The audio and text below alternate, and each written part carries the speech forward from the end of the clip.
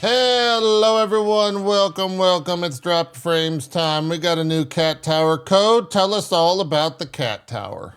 It's a new cat tower. Okay, what type of materials are we working with? Tan stuff and tanner stuff and some white fluff. All right, I noticed we've got curves in this one. We're going for a curved tower. Do they like the curve? Do appear to be some curves in it. Yes. Okay, all right. Is it supposed to resemble a palm tree? 1 second. No, I don't think so. Okay, all right. All right. I'm a fan because it doesn't cut off at the top. However, this, it's cutting off here on the edge. So the problem is it's got a big old like square base that I'm still trying to fit in everything. Today I was just seeing if they were going to use it, and we got a dandelion up top and a Cirilla at the bottom. So yeah, apparently I'm super quiet. So I think it's because I didn't come in on the experimental version of Zoom or whatever. So I'll be back in a second. Oh, he was fine to me, right, Zeke? He sounded fine to you? He's a little low. Okay. He's a little low. All right. Yeah. Look, guys, I'm deaf. I can't do this anymore. I have to rely on friends. So when the audio's messed up, it's no longer my fault. It's Zeke's. Absolutely, and I will take all of your hate mail to co@loaded.gg. Oh God, what did I do? Is this hopefully this is better. We'll see. But yeah. Is that better? Okay. I don't know. Sounds okay here? Nope. Say no, now it's worse. It's worse. Of course it is. It's worse now. I made it worse because I hate you. I don't have echo cancellation or gain or anything on. Here, I'll just give you some extra gain. Recently? I'll just give you some extra gain. If I hit gain on that, did that do anything? Yeah, You give me that did a lot. Yeah. Oh, it did do a lot? Yeah. Okay. Yeah. How's that? Hi. Hello. Yeah. Maybe it screwed up when I zoomed in. It might be a little bit too hot. A little too hot. That's better. A little too hot. Very good. A little too hot. I'm gonna nestle it right there. I'm gonna give a little nestle right there. There we go. I'm nestled. All right. Maybe not too hot now. All right. Now don't move. I'm deaf. This is not on me. I have a hearing aid. It's right here. See, I can show it to you. That's it. Yep. And I can't hear anything. It's not on me. Should have thought about this in the grand scheme of things. Is Co frozen or did he disconnect? Nope. Zeke told me not to move. Oh shit. Shit. Okay. You just got the one ear, JP? Yeah, I've got one ear. One good ear. One good that's ear. what I meant. You have hearing in Oh yeah. I have nothing in my right ear. Yeah. Okay. Although I'm going at the end of the month. Maybe I get both. Maybe I'm lucky. I don't know. Maybe I'm lucky. Yeah. Maybe. Okay. Maybe you'll be 2 for 2. Woo. Yeah. Give me 2 for 2.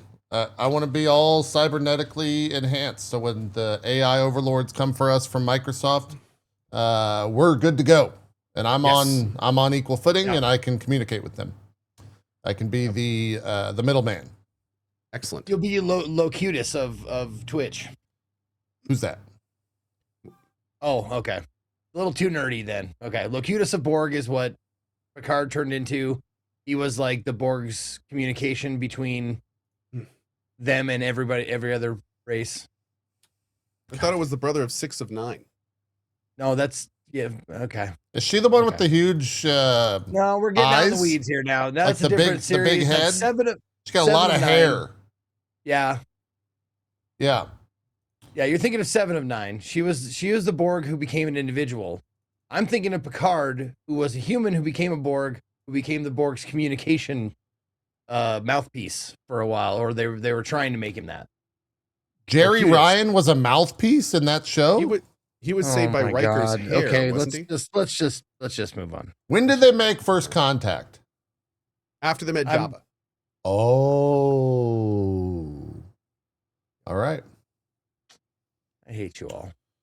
Makes sense. When the doctor got frozen in carbonite. Yep. That's right. I remember that episode. That was my favorite episode. Yeah. It was a good one. Yeah. It's a good one. It's a good one indeed.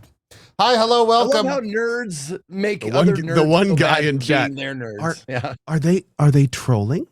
Is that Max? Or are they really this dumb? I don't know. Yeah, that's probably Max. Probably. Gassy Mexican. It's Jerry Ryan's birthday today? No shit. I knew that. That's why I brought her up. That's awesome. Happy birthday, old Jerry Ryan, my good friend. Wow, just going with old, huh? Well, I mean, I know my age, Dang. so I'm gonna guess. I mean, she's still a 9 out of 9, no matter what. I know, you know, I know her name was 7 out of 9, but it's fine.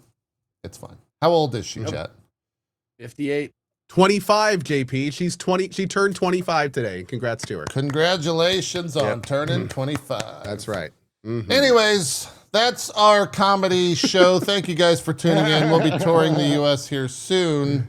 Most of the time we talk about video games here on Dropped Frames, and we've got an interesting week this past week in the gaming industry. A lot of news, a lot of stuff happening. PlayStation thought that they were going to be the focal point of the enshittification of the video game industry, but Microsoft was like, no, nay, we are going to take that from you on Friday, midday, about 3 o'clock, because we're going to let old man Phil retire.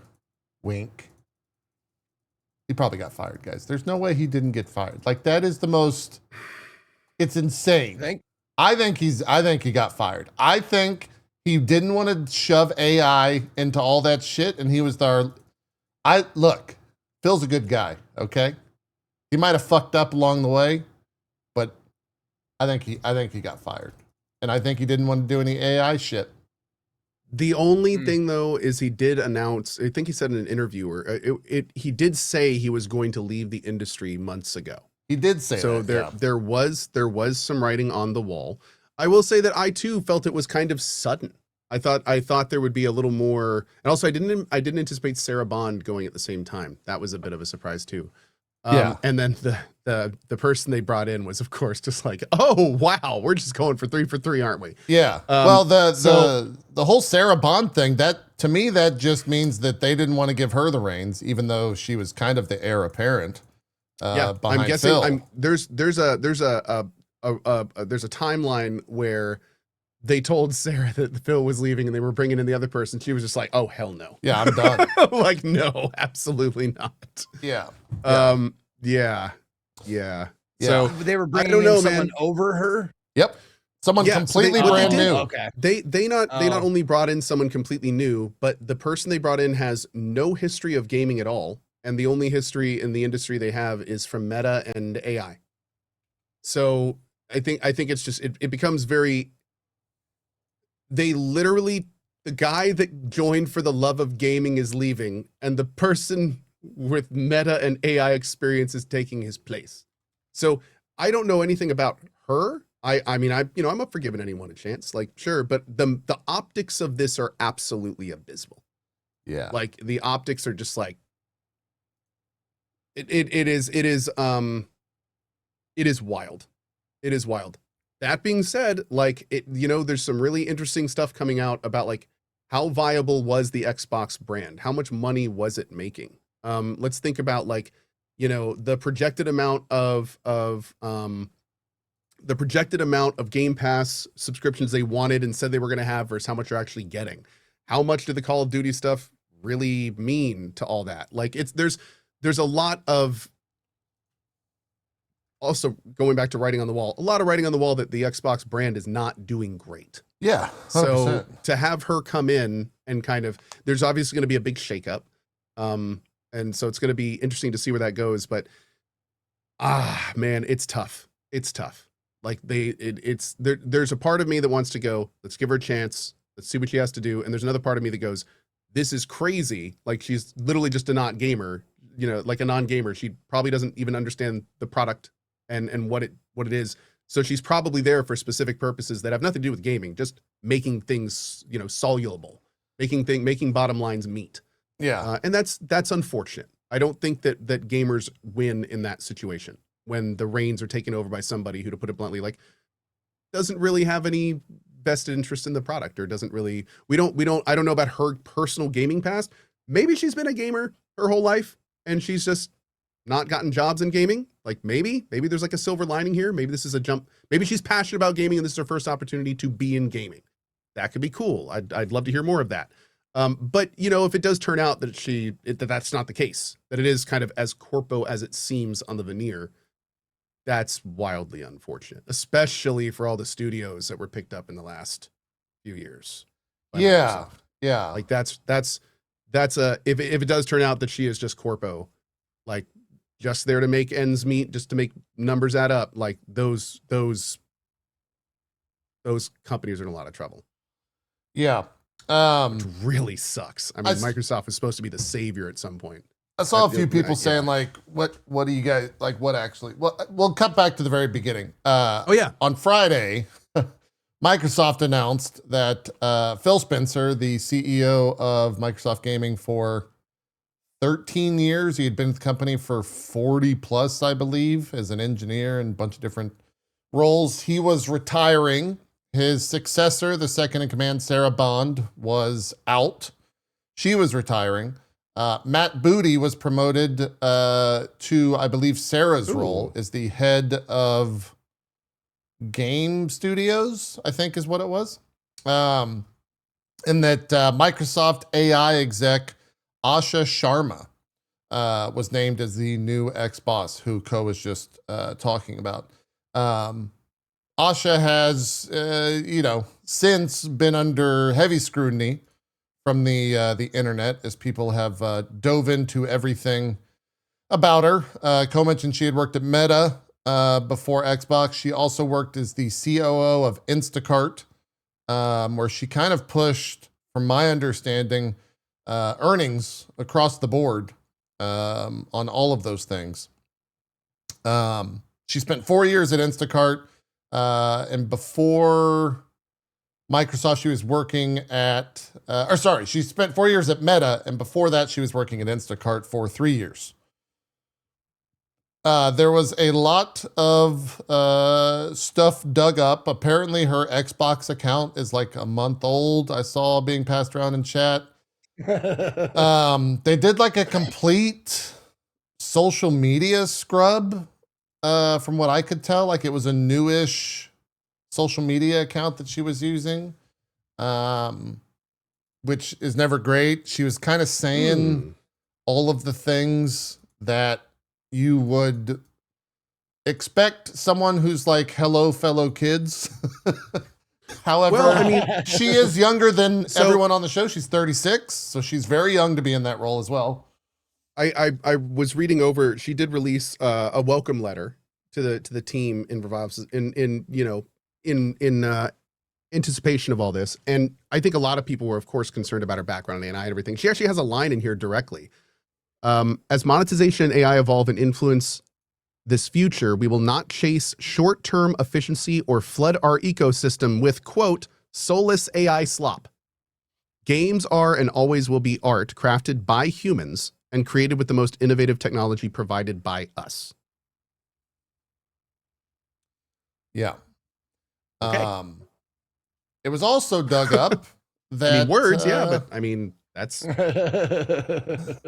It was also dug up that she believes that AI can improve fertility rates. I feel like we need more for that. I feel like we need more than just. Well, that. here's her thing. The thing that I think about at night, right outside of GPUs, is that will my son have classmates in the future? And that's not because agents are going to replace them. It's because the fertility rates are declining. The average birth rate in the 90s when we were growing up was like 3, and now it's 2.3. And in 2050, it's estimated to be below that. I think that AI can have a big effect, and it already is. I was just reading about a hospital in London that's able to improve pregnancy rates by using AI to match eggs and sperms, and they're cutting costs at the same time. Okay, so that seemed like a fertility clinic, not a fertility clinic, yeah, okay. That seemed a bit more on, but It's still kind of wild, though. I don't know. Also, that's a very, AI is a very global term for that. Yeah. ChatGPT, here's the donor's characteristics. Who do I put this man with? Yeah, it's... All of a sudden, it's like, should we be using AI for this? I don't know. Yeah, so what does that have to do with games? Not much. It's just more about, who she is as a person and her history and all that stuff. She also, in that same letter, she does make it very clear, like she actually pinged 2 specific words, and the second one I think is very telling of her promotion. I feel 2 things at once joining Xbox. humility and urgency. So like they're pretty urgency because gaming is in a period of rapid change and we need to move with clarity and conviction. Huh. Also, she has a whole section about dedicated to bringing back the Xbox brand, I guess. The which Xbox is brand, interesting. yeah. Huh. So, yeah, all that happened. What are we reading? This is the public release. I'm sorry, I didn't mean to interrupt you there. Well, Yeah, that was her email that she sent Yes. internally, at Microsoft that also Yes. made its way to the public, yeah, and the internet's just, been ablaze. This is all happening on Friday, less than 48 hours ago. And it's still fresh. We still don't know what's going to happen. I think Microsoft has come out and said that they're not going to have any mass layoffs or any firings with the new CEO swap. I think the parenthesis there for me is yet. Like, yeah, you look at a lot of those companies and a lot of the companies that are underneath the Xbox brand now, like, there's no way that Double Fine won't exist like 2 years from now, right? Like, if they're going to take a look at their entire portfolio of studios, Double Fine's not like a crazy seller. On? Hot. What? Explain this to me like I'm 5. Oh, you are explaining it to me like I'm 5. Oh. Your check's in the mail. Yeah. There's a lot of questions. I mean,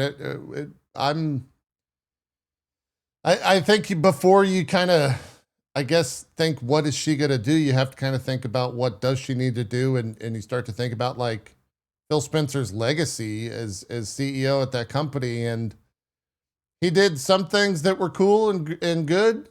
He did a lot of things that were like not great. He didn't. Yep. I mean, it's not like a shocker to see that he's no longer at the company. Yeah, the last few years at Xbox have been pretty rough. You look at the games coming out of those studios. They haven't had like really like what was the biggest game for Xbox in the past decade? I couldn't even tell you. I guess Call of Duty, though that's a studio they bought recently. So like, and what's even worse there is you can argue like the big pull there was to pull it under the Game Pass umbrella, and that didn't work out. They did not see the huge surge in Game Pass sales that like God only knows how they're on the back end kind of justifying all that at this point. Yeah. I think for me, like the best way to describe the change is kind of like a monkey's paw, right? Like Xbox needs new leadership. Now it's under the leadership of an AI person. Like, we got a new leader, but they love AI. So we'll see how that works out. We'll see what happens with that. You say monkey's paw. I always think about like a really clever and devious dungeon master giving you the wish spell. Like it will look for any excuse to turn the wish around on you. Oh, you want a new leader, eh? Here it is, a robot. Yeah. Oh, shit. The other thing you got to think about is was Phil like the last bastion between us and kind of Satya, who's the CEO of Microsoft, wanting to push AI everywhere? Like, was he the one stopping the floodgates from happening? And that's why he was let go, because he didn't want to like push all that stuff. I don't know. That's a time will tell situation. Because something will most likely change. You don't swap CEOs of a company like that to just continue the same path. And when you send the new CEO, you know, in saying that she's there because there needs to essentially be urgent course correction. I mean, urgency is not said unless something needs to urgently change. Yeah. So, I mean, that's also a little indicative of like how they were feeling about Phil. like, damn, dude. Like, if they felt that they needed to get Phil out of there and urgently change direction with a new meta AI guy, like, that sucks, man. That's pretty bad. That does that. You know, honestly, the more I think about it, the more I'm guessing maybe the announcement last year was Phil hearing rumors that things may be coming, and then the axe just dropped pretty quickly. Well, I mean, that's also the difference between a lot of these other gaming CEOs, right? Like Jim Ryan was announced 6 months in advance that he was going to be leaving. I think Doug Bowser, who recently left, he was 6 months or something as well. Like it was it was an announced, planned thing. That's why the abruptness of what happened. The abruptness of him leaving and then the new person coming in saying we need to urgently change direction is not. Yeah, that makes the whole thing seem very unplanned. Yeah, just like you said, and especially considering how long Phil had been there, man. He deserved, even again, 40 love him plus or years. hate him, he's been there 4 decades of his life. You'd think they would give him a little bit of like, have a small victory lap, maybe just the tiniest one, maybe like a day or 2. Damn. Yeah. That's rough. That's rough.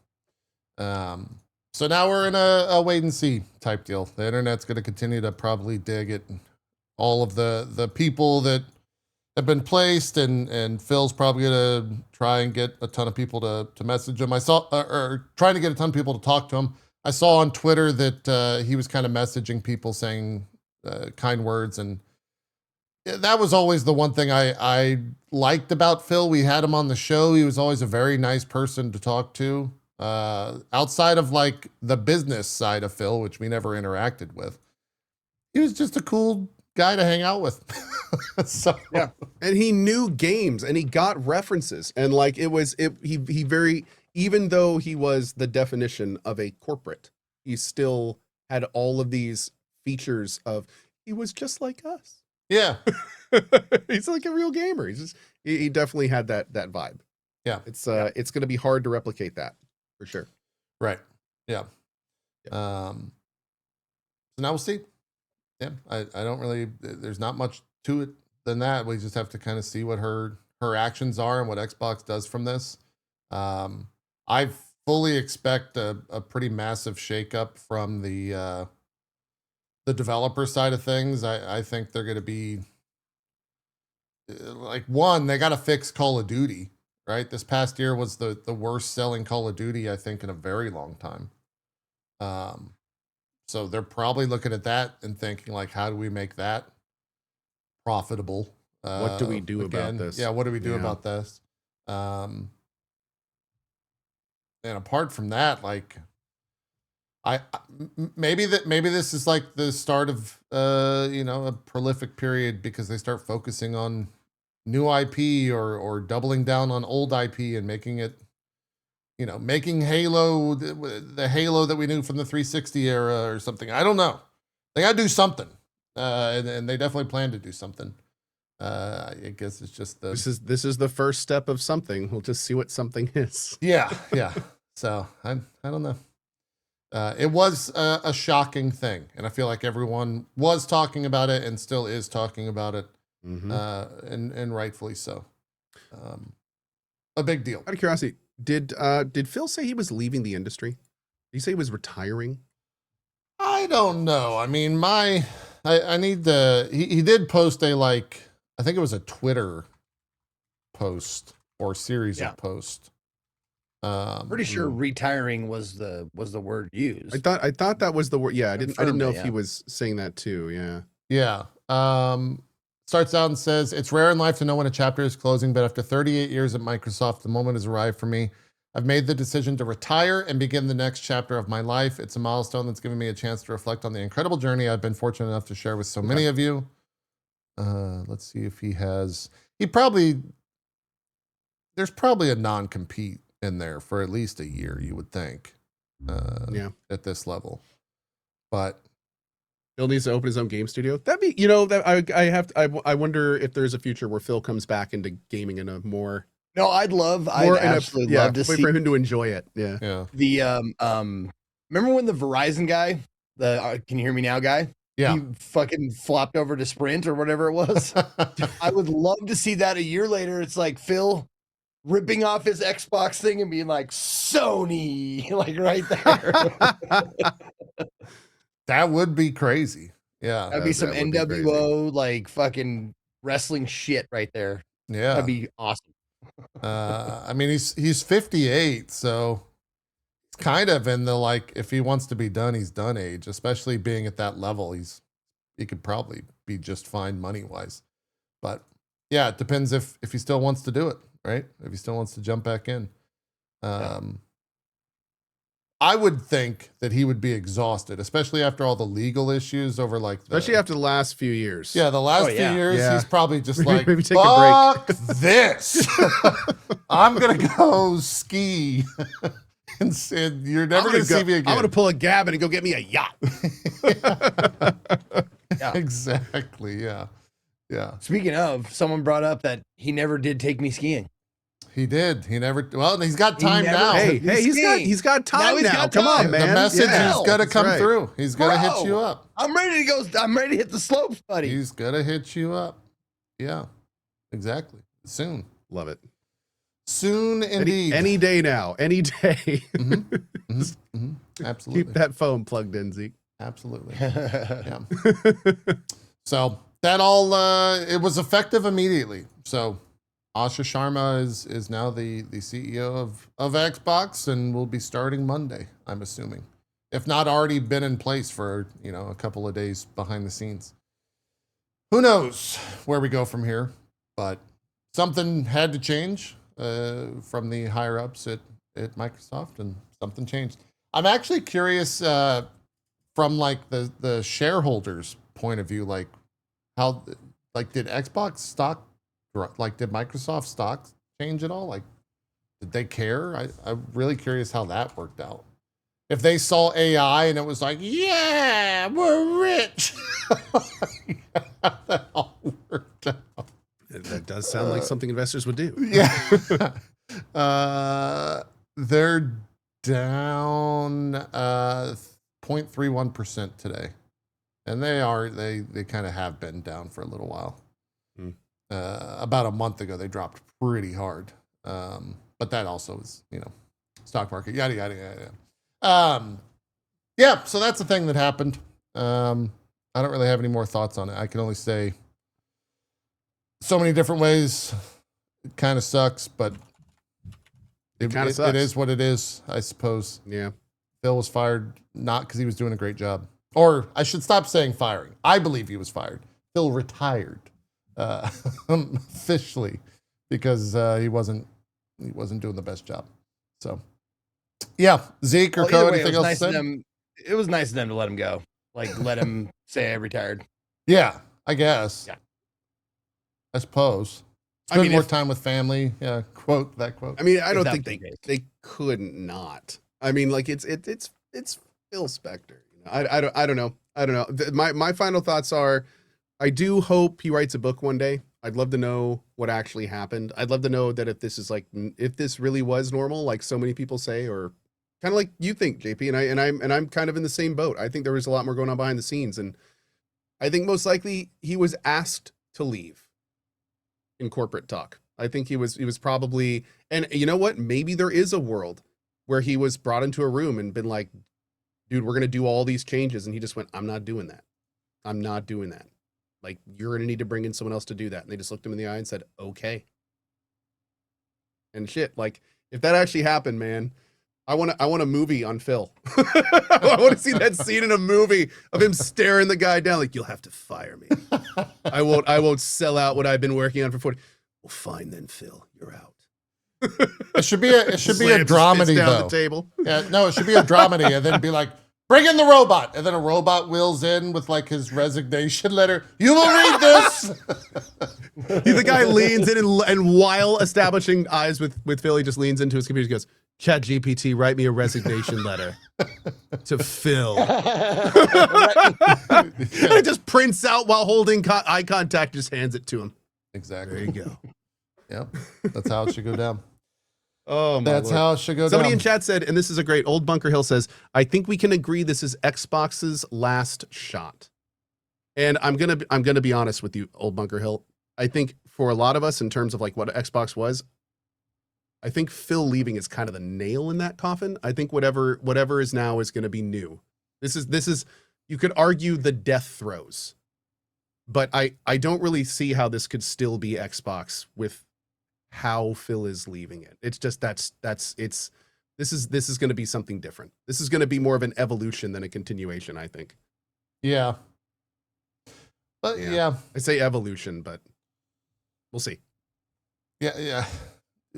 Start to think about like what is the future of gaming in general. Like, are we the hardware is kind of in a weird place right now with all the fucking AI pre-orders on RAM and SSDs and all that stuff. And is it even financially smart to like announce a console for 2028 or 2027, whenever that starts to drop? I think all that stuff is crazy. So then you start to consider like, well, is the future this like cloud thing? Microsoft has a massive investment in cloud and has like one of the biggest cloud services in the world with, I think it's called Azure. Do they go down that route to where you start paying for a monthly subscription that is called Game Pass, where you get the access to like stream games, a la, games. I don't know.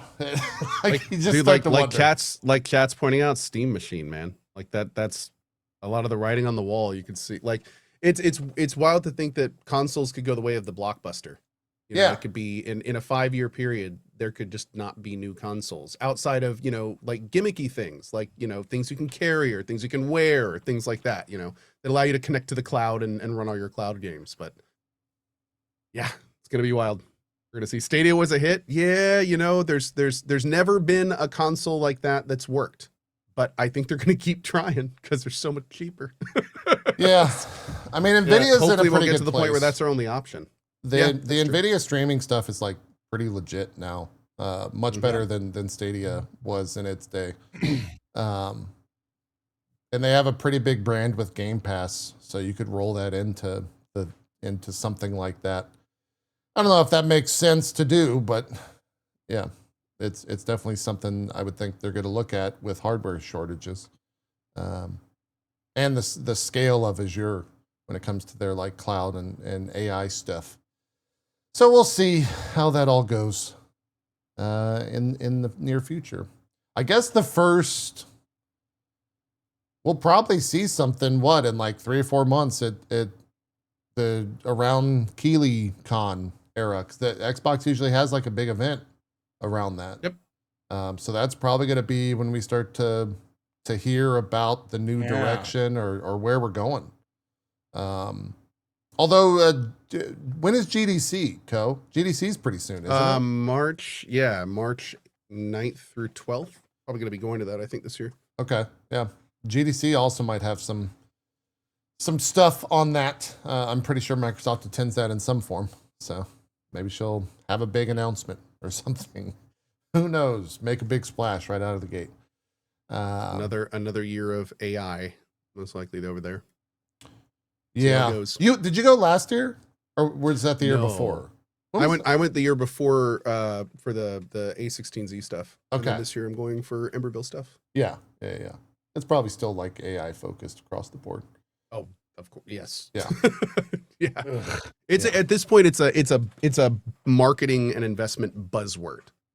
So like there was a guy that was passing around some data in a group I'm a part of, where basically the percent of interest generated by just having those 2 letters in a title or description of your project is disheartening, to say the least. Like the amount of buzz around those 2 letters is crazy. People will find any way to get those into their new projects. So what is Emberville using AI for? We're not. Is that how you get it into the slide? We're not using AI. We're full human voice cast, no AI, not on any level. We announced that the second AI was a thing years ago. Yeah, and we're sticking to it. Yeah. I say that outside of the graphics, voices, and voice acting. Oh, okay. Well, of course. Slight disclaimer. Of course, Obviously. right? Of course. obviously. Yeah. That all happened on Friday. Someone's like, "A Imberville?" No. Yeah, no, I'm not using anything.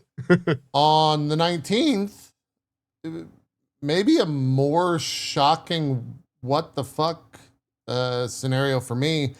Jason Schreier announced that PlayStation is shutting down Bluepoint Games. Dude. Bluepoint Games is the studio responsible for the modern remakes of Demon's Souls and Shadows of the Colossus. You start to look at that and you're thinking like, what the fuck is going on? They had 70 employees that will be impacted by the Bluepoint closure.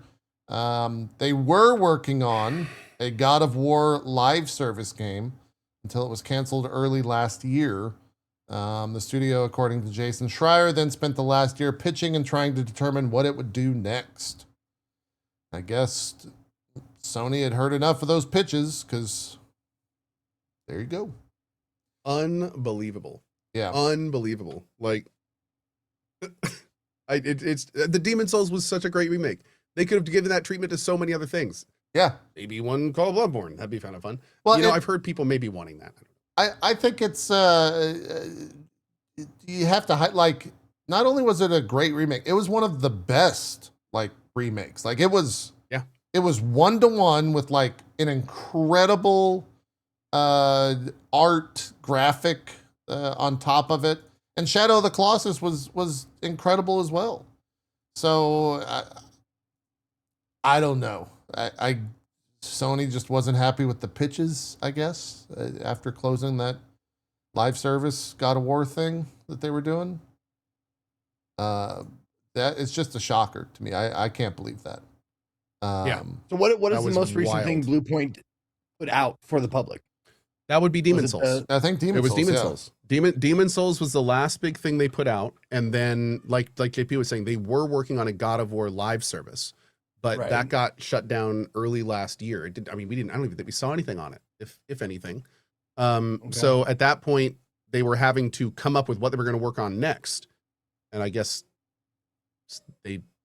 it's weird to say. I guess they didn't come up with anything that Sony wanted, because it's like, how they were an incredibly talented team. How could they? I don't know. It's a very confusing situation, man. And just well, I mean, you say that, but like,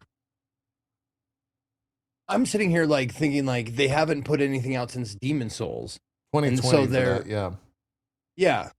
So like, is it that surprising because they haven't produced anything, but by their fault or not? We would have to know who and why the God of War project got canceled. I mean, was it the kind of thing that it was canceled because they didn't think it would fit a release schedule, or was it canceled because it was actually a bad game that wasn't fun and that Sony didn't want under their umbrella? So I mean, it's real. Without knowing that situation, we can't really say like were the last 3 years wasted, or did the company have a management issue and that's why, and maybe there was nothing being done for 3 years. Like we don't know. We don't know. But it's still a huge amount of talent to seemingly just kind of drop overnight. Again, kind of like the Phil thing, and also just kind of out of nowhere. Really out of nowhere. It just not good. I mean, shit, they could have put him on so many different projects and just pumped out money, don't you think? Like, I mean, Bloodborne being the least of which, like the thing that comes up most people's mind, but like Sony owns a lot of shit.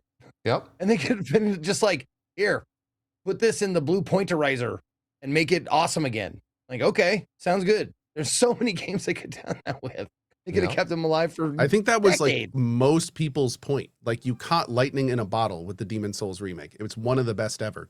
You could just put them on remakes and it's fine. Like there's so many amazing products we would love to see remade in that capacity. But yeah, it's crazy to think that now that entire team, all those pipelines, all that structure is just gone. It's gone. Mm-hmm. Yep.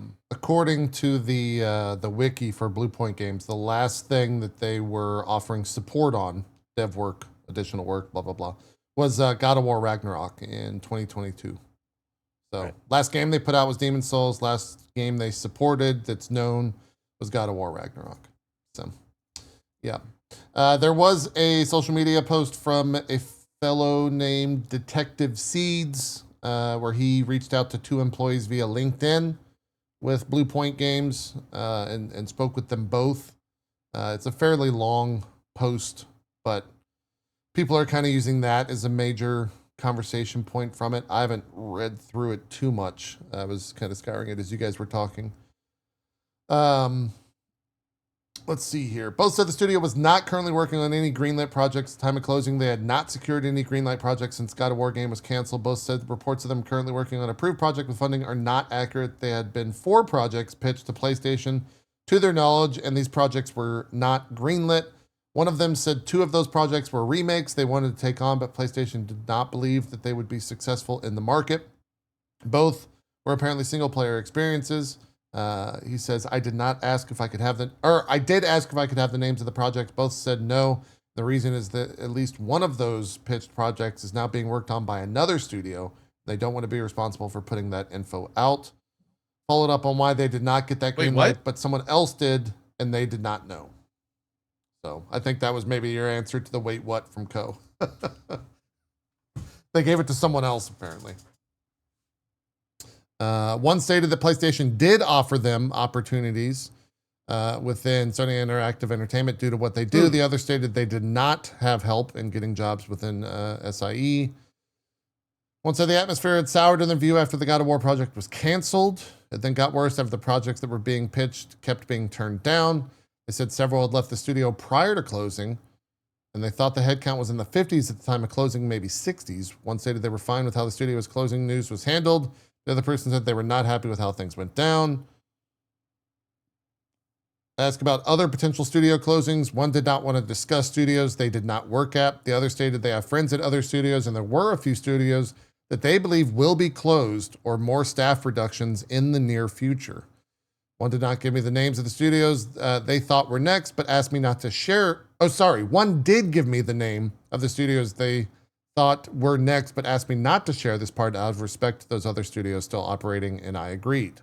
Damn. Yeah.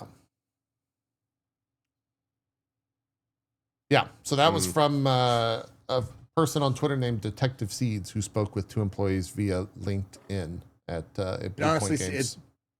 It sounds like it's Bluepoint was going to cost this much to do their version of a product, and they're like, that's too much.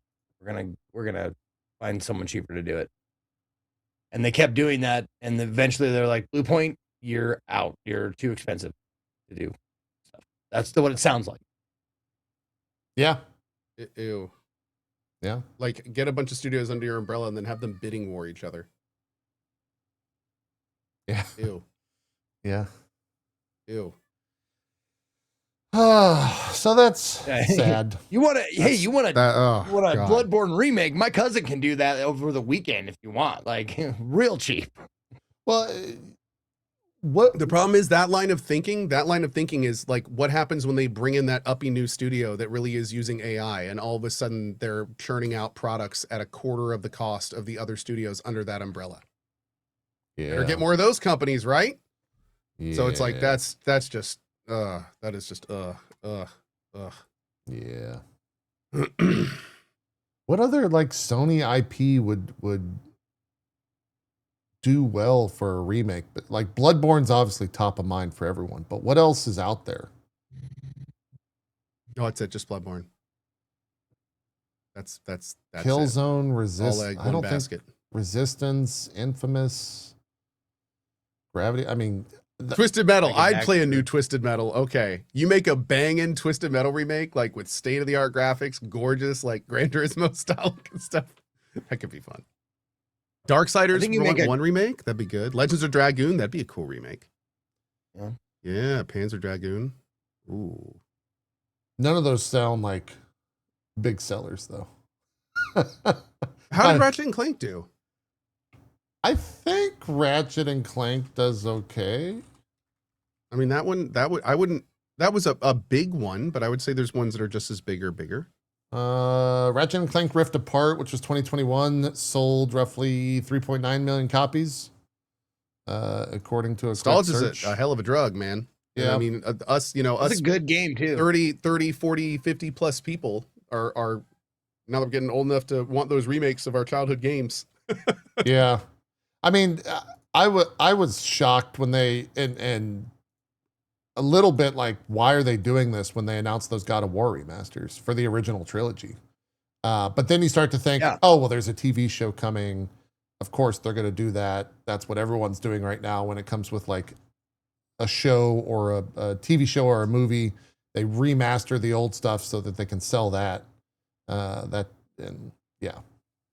That's why at least I think that was all greenlit, was because they can sell it once they get a whole bunch of new people into the God of War IP, because you already have the recent 2 ones.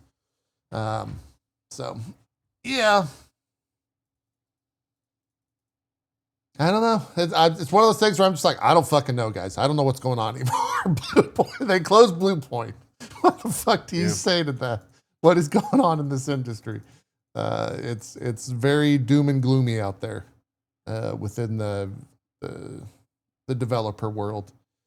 Do you think that Bluepoint is like pretty hardcore to Sony, or can they like pivot to make remakes of other IPs?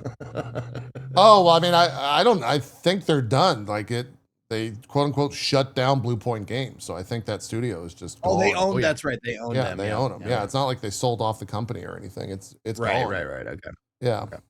Yeah. So yeah, I guess no more Bluepoint from that point of view.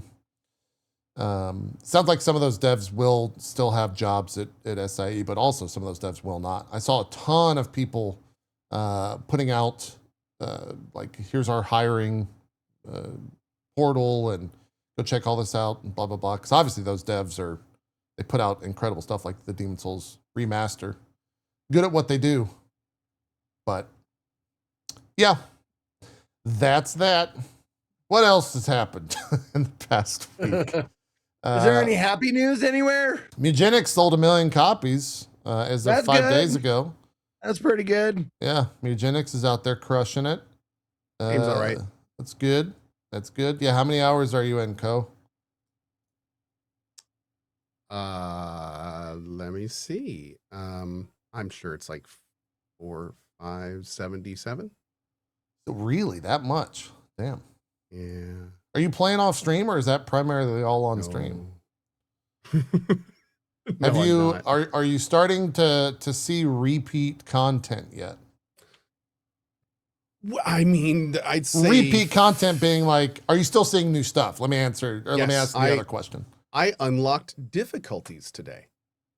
Oh wow. Okay. Yeah. It's 70 hours in. They unlock hard mode. Multiple hard modes with new rewards, actually. Okay. Like this game is one of the most vast, deep gaming experiences I have done.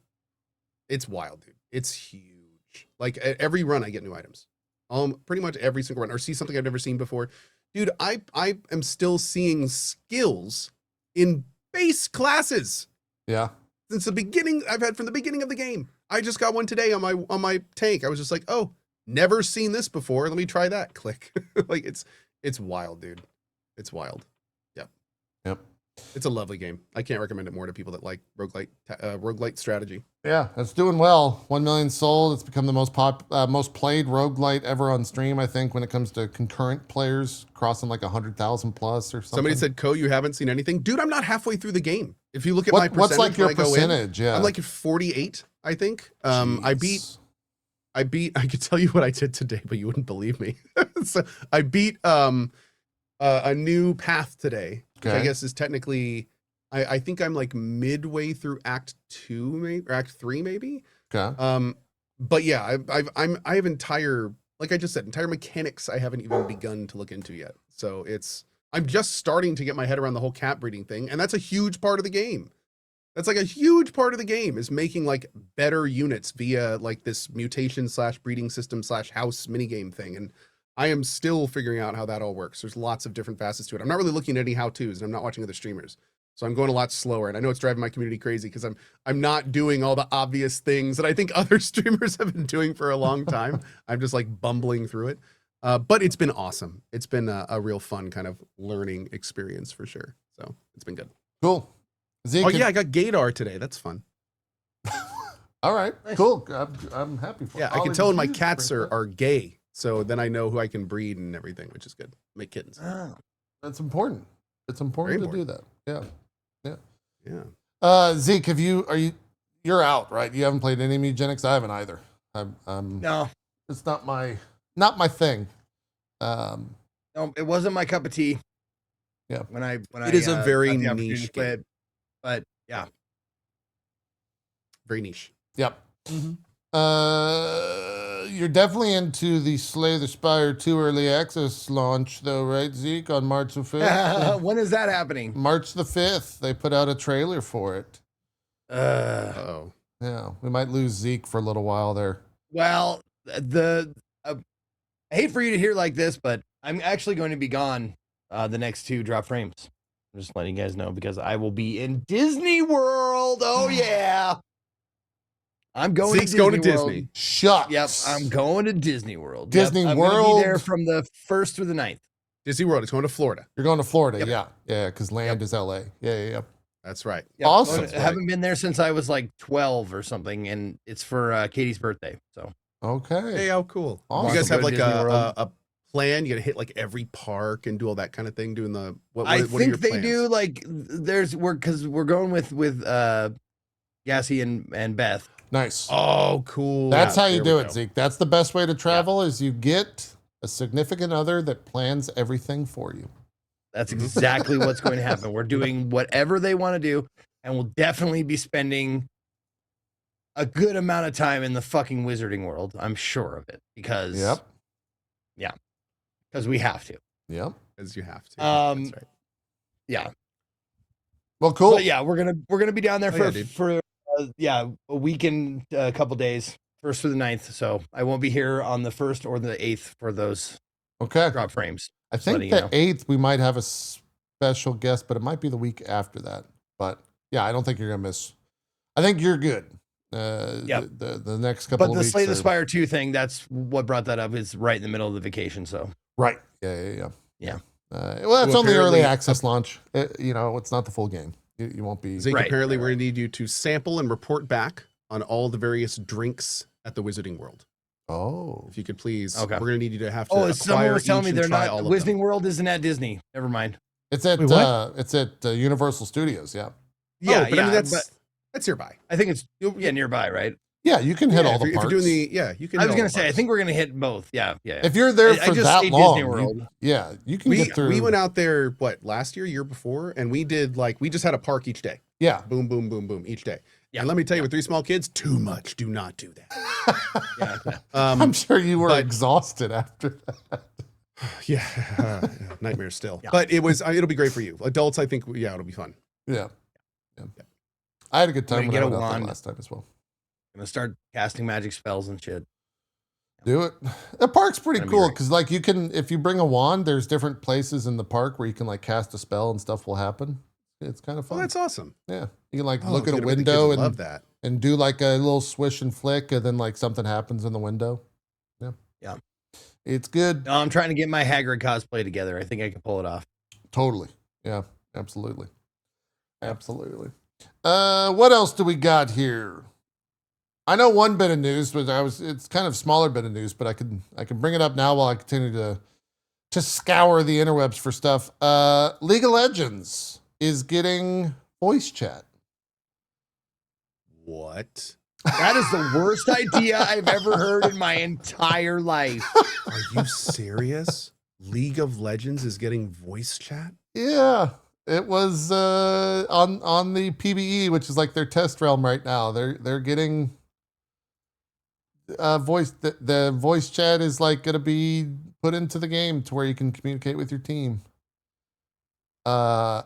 Yeah. Oh, is that what they're calling it? So you can communicate with your team? Communicate with them. I'm sure that's what that is going to be used for a lot of times. Communicating. I mean, it's going to be I'm not going to sugarcoat it, guys. It's going to be fucking rough. But How is anyone going to stream the game anymore? As a streamer, that is some fucking content right there, dude. Holy shit.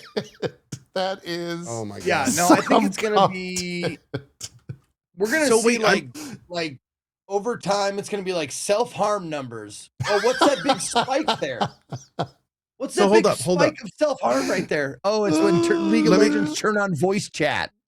let me get this straight. There's a meta component to this that I'm finding incredibly interesting. So we know that League of Legends is one of the most competitive games out there, right? And we also know that a lot of times people play solo, and one of the reasons that everyone yells at each other is because you need your team to do well as the other team. It's just this huge competitive vortex of competitiveness. How are they going to manage people muting their microphones? Are there going to be different cues for people that don't use their microphones and those that do? Like, what's going to happen if someone mutes their mic mid-round? Are they going to allow, like, is it like, there's so many questions, like this is a huge decision. They probably don't care too much about the whole muting aspect, because already right now a lot of people actually play League by just joining the game and typing /mute all, and it completely kills any conversation. You don't see any pings. You don't see anything. And a lot of people just play that way because that's normal. Yeah. In the lower ranks, there's nothing beneficial being said. But I mean, you can queue up to play ranked, like by yourself, can't you? Yeah, you can solo queue. Yeah. And in a case like that, wouldn't you like really want to make sure everyone else you're playing with is using a mic if it's available? Yeah, you would hope so. But if it doesn't, that's just kind of how it is. Also, some people, I mean, in chat, I don't know if it's the same in your chat, but everyone in my chat is saying no. Oh, I think that there's a little bit of a. I don't play League. Yeah, that's. I think there's. I always assumed that people were super competitive and would want to take full advantage of being able to like easily communicate with your team. So it just. You're correct about super competitive. Incorrect about the ability to communicate with your team. They just want to tell you how fucking bad you are. Okay, and not that they messed up. So the competitiveness is the competition is how much can you shit on your teammates? Yes. Oh. Players often don't make good coaches. Okay. Interesting. All right. So maybe this will work out a lot better than I thought it will. I thought it would cause like controversy from people who cared about it, but from the sounds of it, no one really is going to care about it. Well, people are definitely going to care about it, but most of those people are just going to mute and stuff, right? Or they're going to play with their buddies, or they're probably already using comms over Discord or something. Like, yeah. So I'm sure. Yeah. So that's probably, that's still it'll be the same as like talking in Valorant or talking in Overwatch. Like most people you run into are going to be pieces of shit. Most of the time, you could just tell that person to go eat a dick and move on with your life, right? Like is it going to like change the game? Maybe. So tell me this, as somebody who doesn't play a lot of LoL, how is Riot at taking action versus people that use racism and aggression via chat? Actually, pretty good. Have they said if that's going to carry over into voice? There is a reporting functionality for voice already that was also in that PvE. Yeah, it's a lot better these days. Back in the day, no, it was not. But like, it's pretty good right now. I think just AI is on it all. You think AI just monitoring everything everyone says? Yes, actually, I do. Oh yeah, actually, 100%. Probably. Yeah, 100%. That's probably hit okay to that when you start playing the game, don't you? There's probably some sort of situation with that. Yeah. I have to say there is a certain amount of hilarity if somebody like starts to say a racial word against someone and midway through the word they just get banned from the game. Well, so there's some in the latest patch, the latest like season rather, the start of the year. If you're in the pre-game lobby where you're like banning and choosing characters that you're gonna play and not play against, if you type certain words into the chat, like I'm going to throw, fuck this game, I'm inting, whatever, it actually just terminates the game and kicks everyone out. And that person gets a penalty. Like it's pretty evolved in that regard. Yeah. And chat is also bringing up the really good point. Like Raptor Game just said, Dota 2 has had voice chat since release. It's not that big of a deal and it's not forced. Okay, yes, so, that's also true. And Dota 2's all right with it. Like, I've had some experiences there with voice and Dota 2 back in the day. Yeah, but Deadlock is also the same. Deadlock has full voice chat. So does Overwatch. Like, it's not unheard of in competitive games. League is just kind of like the last bastion that they're going to be testing. Yeah, I don't know how true it is, but I've always been always kind of assumed that League is one of the more competitive / toxic environments. So it'll be interesting to see how this all takes there. Yeah.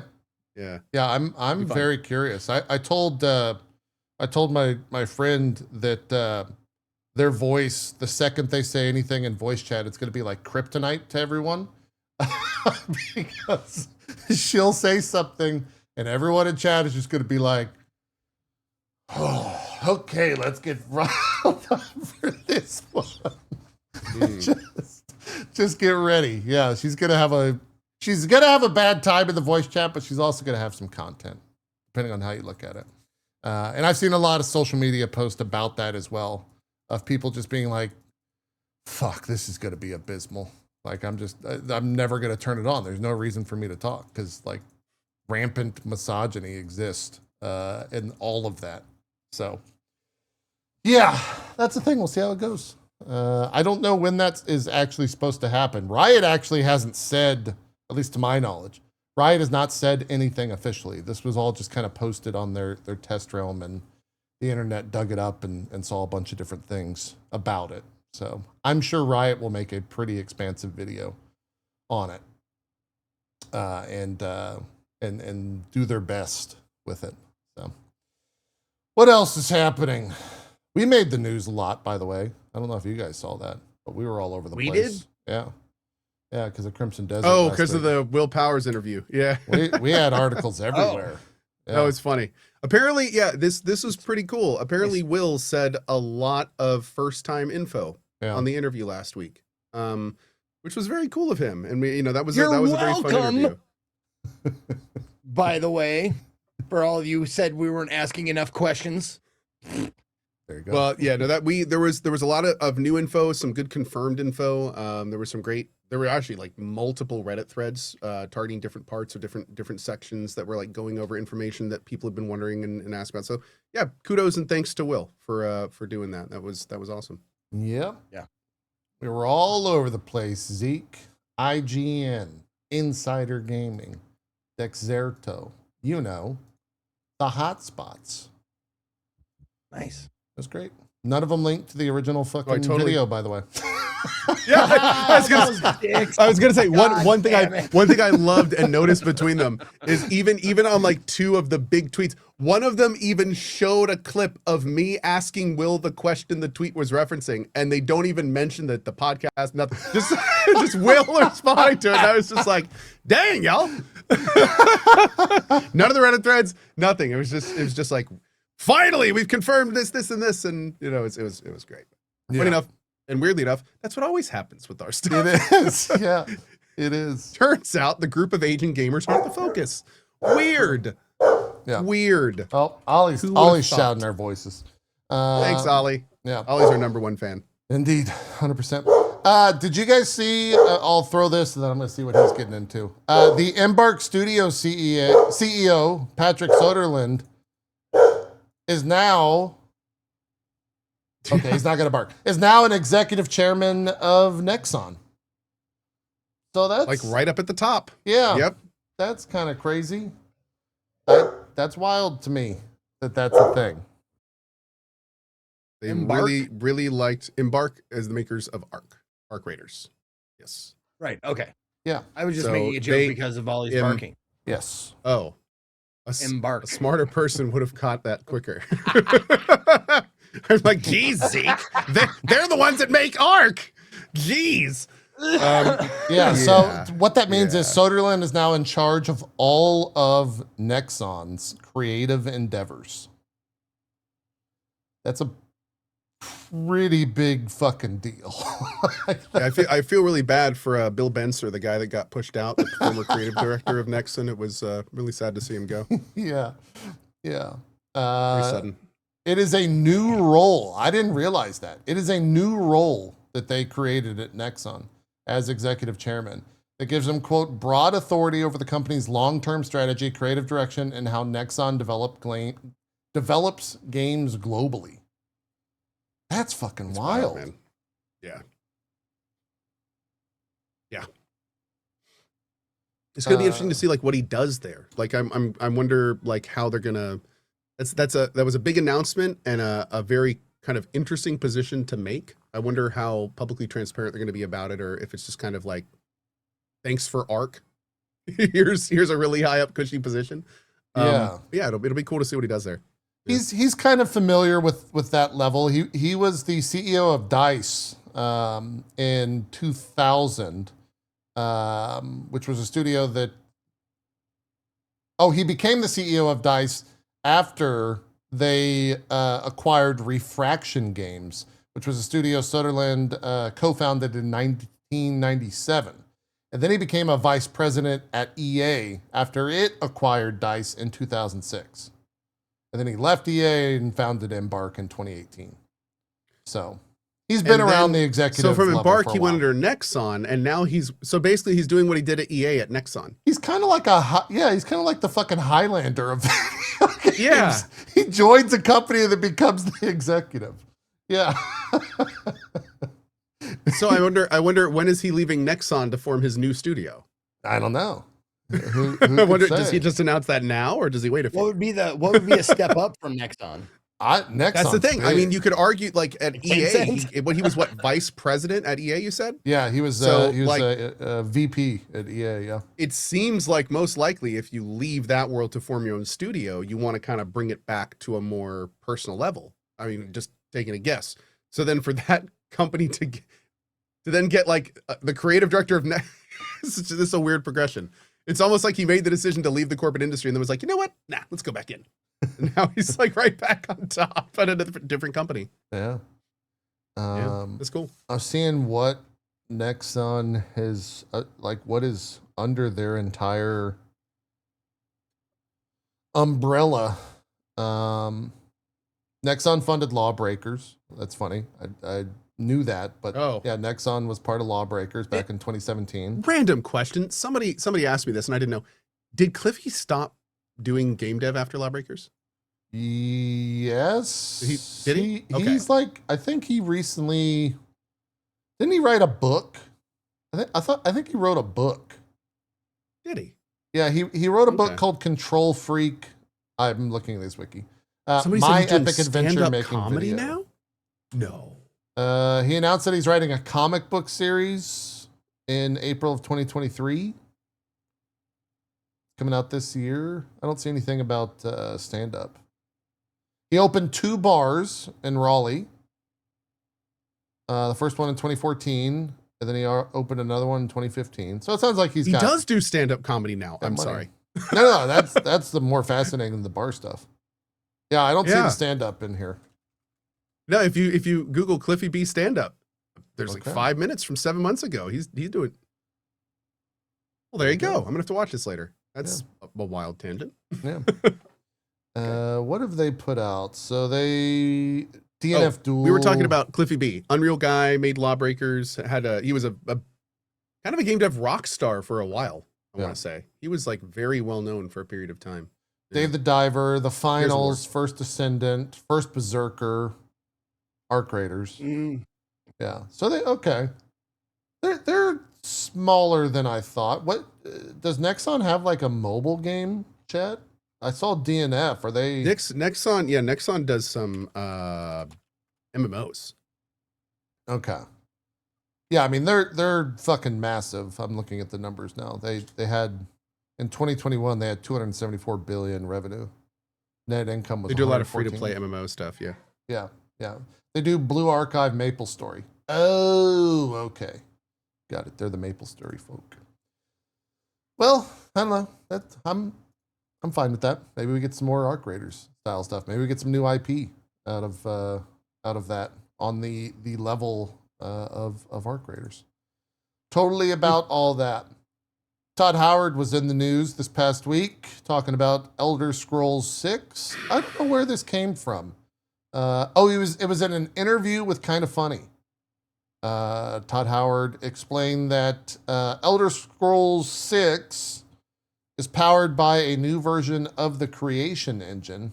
And he also said that Bethesda will not use AI, quote, to generate anything, end quote, as the studio is being, quote, incredibly cautious, end quote, to not replace the, quote, artistic intention, end quote, of making games.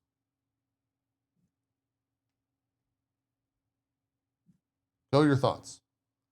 Can you say that again without saying the quotes and end quotes again? Well, I wanted to be, I wanted to be sure. The headline was using a lot. Let me find his actual. Okay, here's the full thing. For us, we're being incredibly cautious. We're kind of viewing it as a tool like an analyst to look at data in our games. We're not using it to generate anything. I think there's an element of artistic intention that is essential to what we do and what others do. Human intention is what makes things special, and that's where we want to be. You can't ignore it in terms of it's coming. It's changing. Every few months, there's a new model, particularly in the tech side with code or productivity or other things. I would just say we're looking at that stuff. We're not fully ignoring it because where it can help us get better, it's some big data tasks that just take us a lot of time that we just wish were done now so we can move on to the creative stuff. That's kind of where our heads are.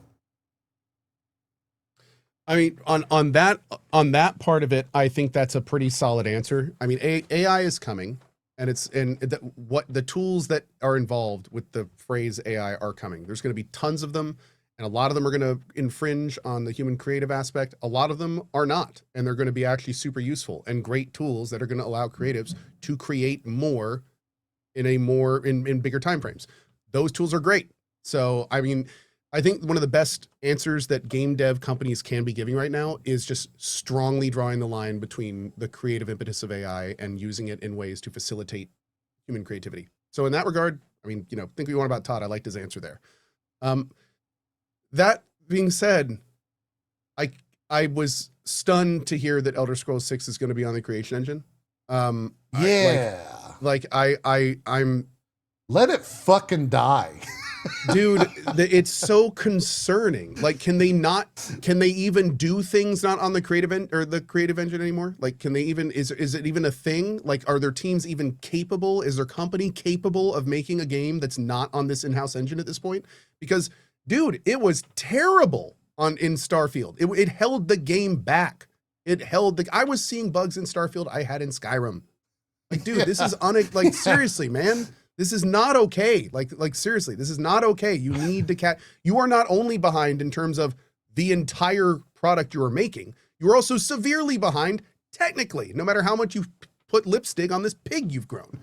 So it's crazy. How are people going to know they're playing a Bethesda game then, though? I don't, it's just, there are consistent issues that I think that you can no longer really sweep under the rug of like, oh, it's just kind of fun little Bethesda-isms. Like, I did my best to do that in Starfield and it worked for a little bit, but it's gotten to the point where there's so many companies around you making so much technically better products that they're not an indie company. This is not a small company that's trying to get by on their stuff.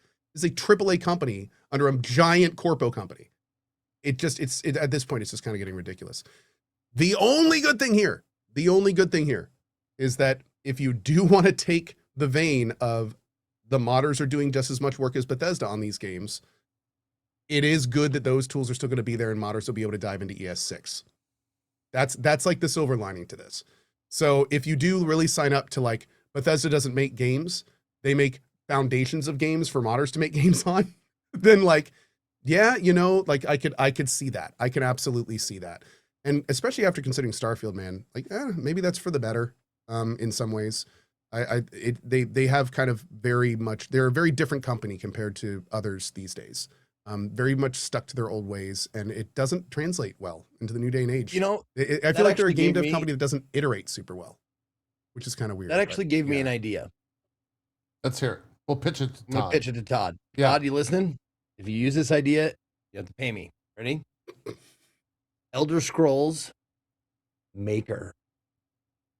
Oh, you go the Mario Maker route? Yeah, dude. Actually, isn't that just Skyrim? Yeah, it is. I was trying to couch that. Yeah. So. Yeah, they kind of already did that, or modders did that for them. They did. You're right. Yeah. No. I'm saying like make the what the mods do. Just make it like modular, like they did with Mario Maker. Just like, I mean, take this horse, put this horse here. Take this bush over here. How about this mountain right there? That's all Skyrim and all those games are. Just a bunch of bushes and horses. That's right. Bushes and horses. Nothing else going on. Yeah. But no, it's a little, you know, it's unfortunate. It makes you wonder, are they just going to try to like keep piecing the creation engine together? Like just not let it die until Bethesda does? Like, is that the plan? Because man, that doesn't seem like a great plan. It just doesn't. I got to give credit where it's due. Someone in one of your chats said like the creation engines is like a Mewgenics cat now. It's just no, it absolutely is. It's got weird mutations. It's a little older than it should be. You're not so sure of its bloodline at this point. Like, yes, that's a great way to put it, dude. It's been through a couple too many runs, and it's got that crown over its head, and it's like, and they just keep jamming it back in. It's like, please let me die. They just keep it bringing strays to have sex with it. Like, here, what are we gonna shit on now? It's inbred to shit. Oh man, but no, it is. I mean, like all jokes aside, it's just it seems with all the resources they have, it is concerning to see that decision continue to happen. It doesn't seem like a good decision. It didn't work out very well for Starfield. And also, correct me if I'm wrong, I think they lost a lot of modders with Starfield, even though they stuck with the creation engine. So, like, I think the modding percentage of Starfield was pretty low. So it's like, I don't know if we're going to see a spike back up for EF6 or if they because the modders may have moved on to other games. I mean, modders love to mod, so they're probably working on other stuff, and maybe they're going to stay doing those other things. So I don't know, man. It just seems like such a not great play. Yeah. I was reading more into that interview. He made a couple of headlines, I think, from that chat with Kind of Funny. He also said that he's quote softened on remasters, but that he's still anti-remake. Who said this? Todd. He doesn't even have those definitions proper. Like, I don't even. Yeah, like how do what is Oblivion remastered then? Wasn't that a remake? Oblivion. They called Oblivion. It depends. Like they skirted the lines with it a little bit because the wrapping thing they did is not a super. That's not a super normal thing they did. With the way that they wrapped it. But like it is not a remaster by any traditional definition. It may not be a remake by any traditional definition, but it's so much further than what a remaster would ever be. You cannot say the word remaster and expect a third of what was in Oblivion. So like then to be vehement about not calling it a remake is just strange. I'd love to know his definitions. Yeah, so he went into that. Okay. Well, he said I'm scouring the article. He said, I'm sort of anti-remake. I respect the other ones out there, but I really think the age of a game is part of who and what it is, like its personality and what it represented when it came out. I definitely he's talking about a reboot. Yeah, he said Bethesda. Howard explains how Bethesda settled on its approach for the Oblivion remaster. I definitely wanted it to be a remaster, but kind of the absolute best version of that you can imagine. So it was important to us that the original game was running. Huh. They go on to write, so it was important to us that the original game was running. Indeed it was. You could check an install of Oblivion Remastered. You'll find the original game's files ensconced in there like a mosquito in amber. I mean, that's awesome. But I mean, to the player, it's exactly what happened like in Demon's Souls. I mean, Demon's Souls was so close to a 1-to-1, it felt like you were running Demon's Souls under the hood, but you weren't. But I mean, it's still there's more factors than just if the game is running than you know those different words dictate. So I don't know. I this is just another good example of how like some of these terms in gaming don't have super concrete definitions. It's the same with like indie or MMO, and it's just like they kind of mean different things to every person in a lot of ways. Does it say why he cares? Example. Oh, I think it's just for the love of the game. Yeah, I think he's just talking about games. Okay. I think there's one thing. I mean, Todd is still a gamer, which is nice. Yeah, he's still a gaming nerd. That's one thing I always appreciate about Todd. Absolutely. So, yeah, fun to talk about. But. Let me close through that. These are just some more headlines here. Nioh 3 became the fast-selling entry in the series with 1 million sold worldwide. Job, Team Ninja, man. The franchise is now surpassing 10 million units sold globally. That was 3 days ago. You were rushing for a shrine this morning before the show. You're almost done, right? You're I have, dude. I didn't even know there was a third map. Okay. I don't know. All I don't know how many maps there are. Yeah. I think we're getting kind of close. I think. Yeah. Got it. Got it. Yeah, I watched the full playthrough of that from Dat Mods, who he played Ninja throughout. Are you still playing Ninja? Yeah. In your playthrough? Yeah. He actually just came out and straight up said like the game's too easy. He thought he like was 1 and 2 shotting all the bosses. 99% of the game, I don't think he did anything other than like 2 shots.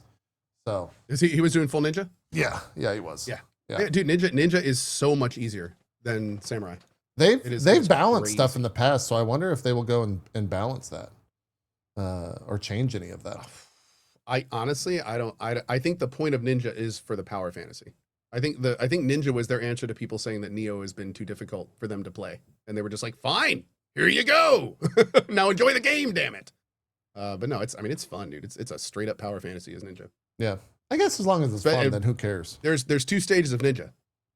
There's playing ninja, and then there's playing ninja and discovering what the words carnage buff mean.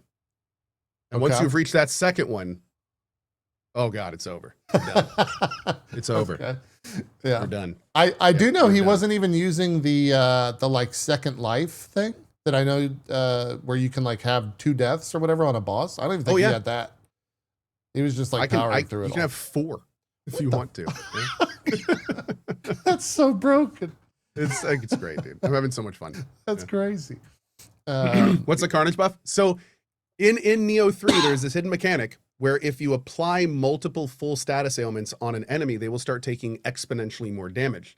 So if you have, like, you know, in my case, I have a wind's talisman that puts wind things around me. I have fire shurikens that explode in fire, and then I cast an electricity blast. And when I put all those 3 on the bosses, you just watch their bar just start disappearing. It just disappears. It's amazing, especially for like stamina and stuff like that. Just wrecks their bar. So like on big yokai enemies where like the stamina bar doesn't really regen, it's just a rain of pain. Jeez. It's a little pain rain. I would say that the 1,000. Oh my, I would say that right now if I could, but I don't know how to say it properly. Okay. All right. 100 We'll fist workshop punch. that. Yeah, you're Yeah. welcome. I'll get you a tutor for that. Thank you. はもう死んでる。 That was a lot better than I could do. He did it. There we go. Yeah. Thank you.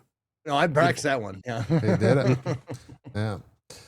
For all you Destiny heads, I'm sure you already know this, but Destiny 2's next update, Shadow and Order, is undergoing large revisions and will be delayed, according to the company's Twitter account.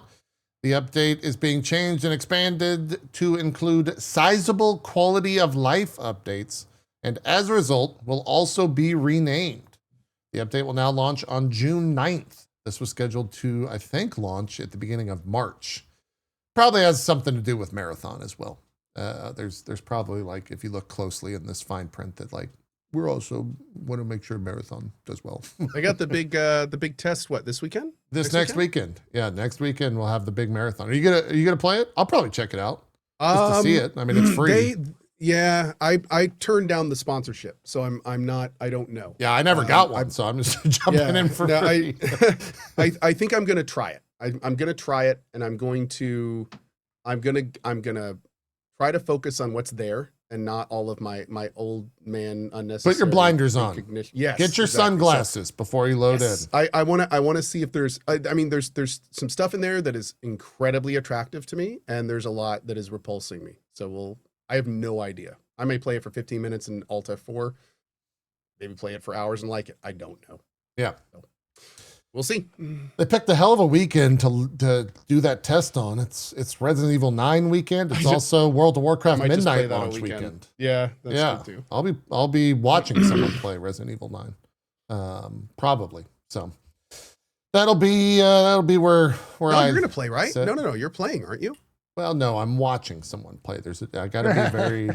Again, it's a watch along, not a playthrough. Is there gonna be a camera on your face? Oh yeah, I'll be. Okay, be good. So camera. no eye closing or anything like that. Nope. Okay. Yeah. Yep. It's Can we Clockwork Orange you? what is that? Oh, like keep the eyes open. I mean, I'll. Here's the thing. If someone, I don't mind. Let me. How do I say this? I've watched full playthroughs of every Resident Evil and really every scary game because I'm not the one in control moving the stick, so I don't get scared. Like, it doesn't bother me watching, and we can even transition this into conversation around REANIMal. Because I thought that game, not only did I not like that game, I never thought that game was scary or unsettling at all, ever, what for a fucking second. So I think if you had another person in there and I'm watching it, I'm not worried or scared of anything about RE9. I think it's going to be a cakewalk. It should be okay. So I have seen a couple things from that game where I'm a little bit like, maybe this one's going to be a little bit nightmarish. I don't know. We'll see. But like the baby stuff in 8, like the house sequence in 8, like that was, I wouldn't play through that, but I've watched a lot of people play through that and I was fine. But if I'm running from that baby, there's a lot of screaming. There's a lot of like, what are we fucking doing here? Why the fuck are we in this house? That type of shit. So yeah, that's my stance on playing scary games versus watching scary games. It's a weird thing. I don't know how to describe it other than what I just did. But that comes out next week as well. So that's going up against the marathon test. Those are pretty distinct areas though, like RE9, fan base, marathon, and WoW, or I wouldn't, there's some overlap, but not much.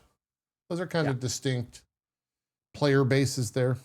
And I also don't know, like, I know WoW is trying to attract as many people as possible with this new expansion with the housing and stuff like that. They're going for more like casual, trying to appeal to the masses, which is a weird thing to say because that's all World of Warcraft has ever done. I feel like they're really trying to do that with the housing stuff. So we'll see how it goes. I'm cautiously optimistic with all that stuff. They're sponsoring a lot of fucking creators I've seen for WoW this time around, especially creators that have like never played WoW before. They definitely offered me one. Yeah, yeah, and I'm sure I'm one of many. There's a lot. Yeah. But housing's been fun, so you know it's not a bad run. It's not a bad run. We'll see how marathon goes and report next week. I think I'm going to try to reach out to a WoW retail fan as well and get their thoughts on early days of midnight. So maybe when's the last time we've had Tally on? We could get Tally. I did reach out to Annie back in 2025, and she hasn't been on the show yet. So I might see what she's up to if she's not too busy to jump in and talk the show next week. Tally will probably be in he does those crazy marathons now, doesn't he? Like, oh, it's true. Oh, yeah. He'll probably be knee deep in one. Yeah, he does like good call. Crazy. Good call. Actually, most of the WoW streamers probably will be. Yeah. Annie there's a lot of big plans starting to form up on Twitter for the WoW stuff. Yep. NieR Automata had it was like a promotional video, I think, to commemorate the total number of shipments and downloads for the game was 10 million. And at the end, it also said NieR Automata to be continued, ... So maybe some more of that, which I'm obviously a big fan of. I'd love to see whatever that is. Maybe we see some more this summer out of Square. It's been 9 years since that game came out. That's a lot. That's a lot. Yeah. And I just want to remind everyone, in case you were holding off on Monster Hunter Wilds until a patch finally fixed all that stuff, the final patch for Monster Hunter Wilds, content-wise, I believe, has come out, and it's in a pretty good spot. You should play Wilds now. Like, the game's shifted to, I think, mostly positive on Steam. Let me verify here. It is, yes, overall mixed. Recent reviews 3,000, mostly positive. It's kind of night and day difference. They finally did everything right engine wise with that game. So go and check it out if you were on hold. It might even be it is on sale right now. It's 45% off. And use my affiliate link I don't have one. I was getting into that territory, so I had to make the joke. Someone else would have. But it is on sale, 45% off on Steam. So do it if you were holding off on the Monster Hunter Wilds. It's a good time. if you need a game. I think that's most of the news. There was some stuff last week we didn't talk about. Diablo 2 pushed an update Diablo pushed an update to Diablo 2 Remastered. Yeah. And put a new class in that game, the Warlock, and it's been out for a week. I think most people are pretty happy with it. A lot of controversy or conversation, I should say, over the cost of that. It was $25 for the class. There was a lot of like quality of life updates in the game. They basically added like PoE-ish stash tabs for a lot of like runes and keys and different things in the game that most people were using mules for. Mules is a term, old school term, where you would basically make a new character, and that entire character inventory would like hold the items. So now there's no more mules in Diablo 2 for the most part. They're using like the expanded stash tab stuff. There's loot filter, like an actual loot filter. Not as good as Last Epoch's loot filter, but it's pretty competent. It's pretty good. You can share it with other people. You can take other people's loot filters, yada, yada, yada. But yeah, $25 for that. That kind of left a bad taste in a lot of people's mouth, because you look at that and it's like $25 for a class for a lot of people, because they don't care too much about the quality of life updates. I guess that's just kind of the Blizzard of today at the end of the day. They announced like some other stuff. Warlock as well is coming for Diablo 4 and the new expansion, which I think is out this summer. It was a fairly significant 40-minute-ish video on Diablo, which I think bookended their whole like, this is the new Blizzard thing, because Overwatch, I want to say, is still doing incredibly well. They like launched all their new characters. Let me see what they're doing on Steam. I still haven't played yet. I know a lot of people are. 130,000 people, 24-hour peak for Overwatch. So they're on man. Steam though. Just on Steam. Good for them, dude. Wow. Jeez. Yeah. Prior to that update, they were averaging 30 to 40,000 each day, and now they did 165 on the first launch. And they're bouncing between like 100 to 130 on the weekends. And that's just on Steam, right? Most people use Battle.net for that stuff. Yeah. A lot of people said they've been jumping back in and having fun with all the new characters. So good for them. I know it got a huge bump on Twitch. A lot of drops and whatnot have led to that. And also Twitch streamer voiced one of the new characters. I think is their first ever voice character. I'm not 100% sure on that, but that was Fariha, the Twitch streamer, voices Onrun, which is one of the new characters. I probably butchered both those names. I apologize. You're gonna get sued. So, yeah, I think that's kind of most of the news. Chat, is there anything else we need to throw in here before we talk video games? Is there anything I think that's good. The two of you want to discuss? Did you guys hear Phil Spencer left Microsoft? Oh, no kidding. Really? Yeah. I heard about that. Yeah, that's weird. Crazy. Oh, bummer, man. That guy was cool. Insane. Insane. It's huge. Huge news. Huge news.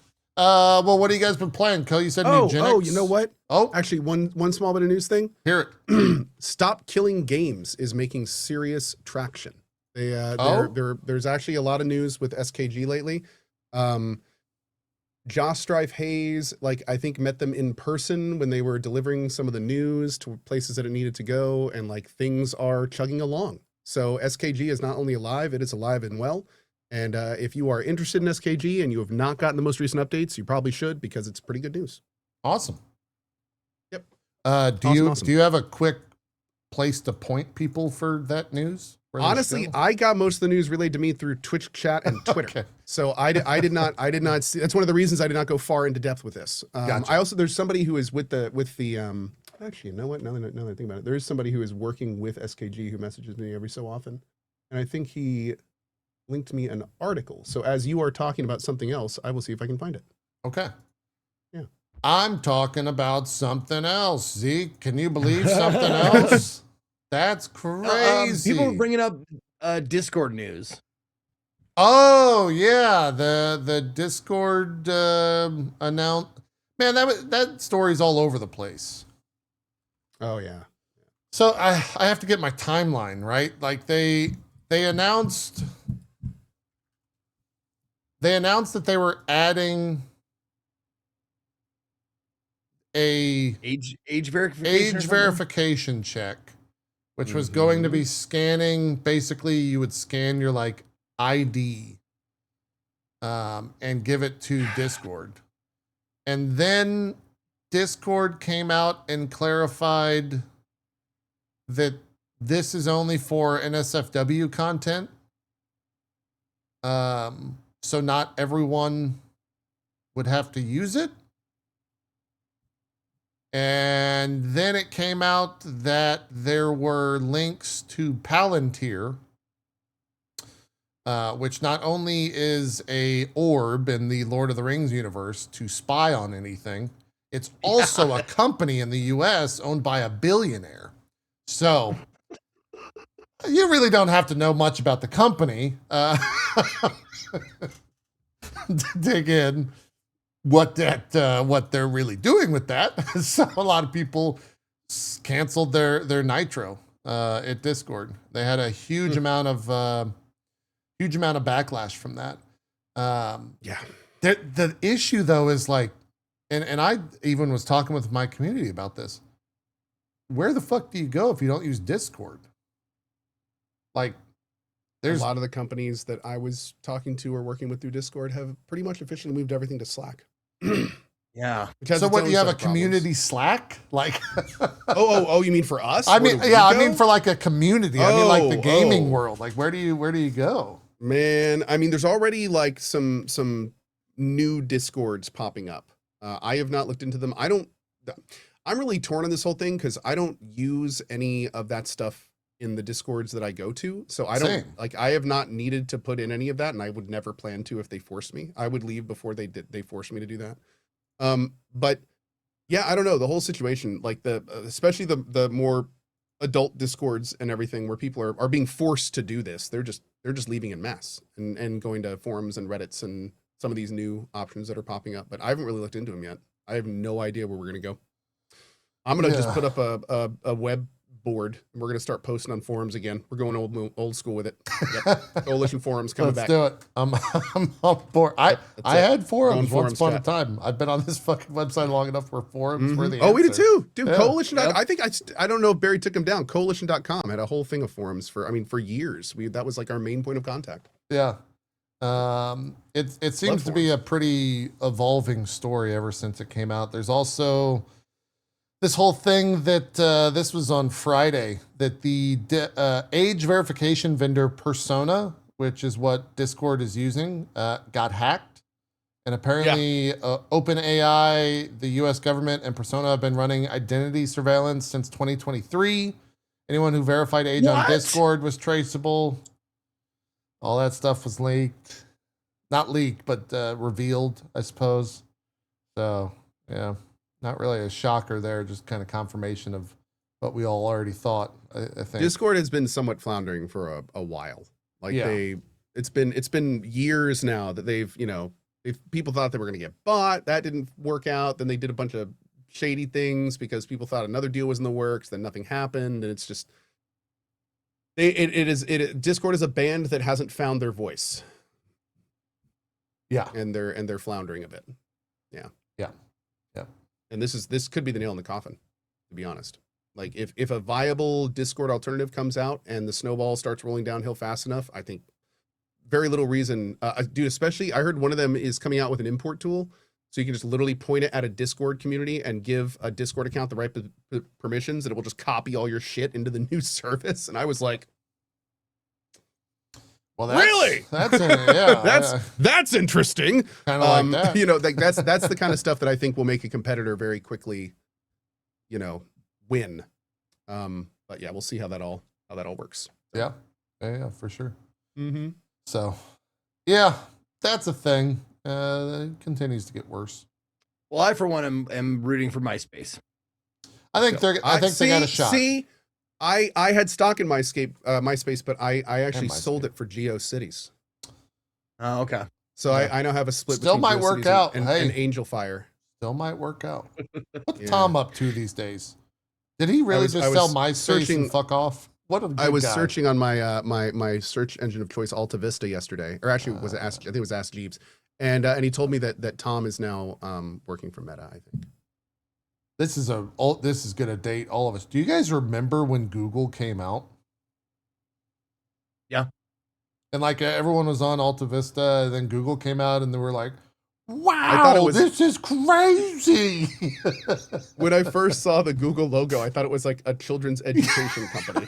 I was like, this is weird. Why would a children's company say "Don't be evil"? Like, what? Like, what is going on here? Oh man, yeah. Google. I think I was on Alta Vista until whenever it like fully became the realization that Google was the new wave. I was that stubborn. And What was the spider? The spider that searched the web for you? Oh, something crawler? Yeah, I think I know what you're talking about. Something like that. Web crawler or something? Yeah. Web yeah. crawler? Yeah. I vividly remember the day Web when I crawler. would no longer have to use America Online's little Bobo. I think they had like a whole little app for it for their internet scanner or something.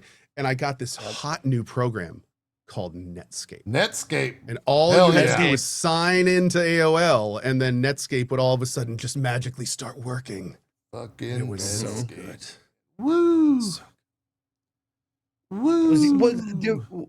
Did we use Yahoo search before Google? I never used Yahoo, but Oh yes, yeah, yeah. Yahoo was like one of the Okay. foundational like big multimedia companies that then could not keep up, unfortunately. Yep. But people still have Okay. Yahoo emails.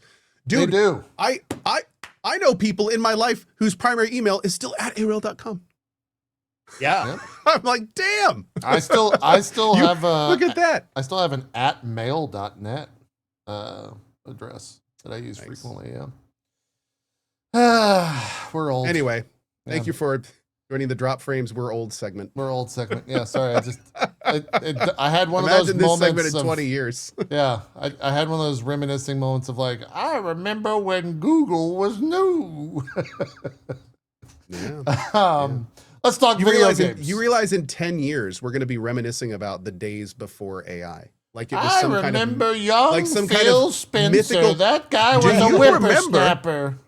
Do you remember when you could look at something and you know it was real because you could see it with your eyeballs? Oh God.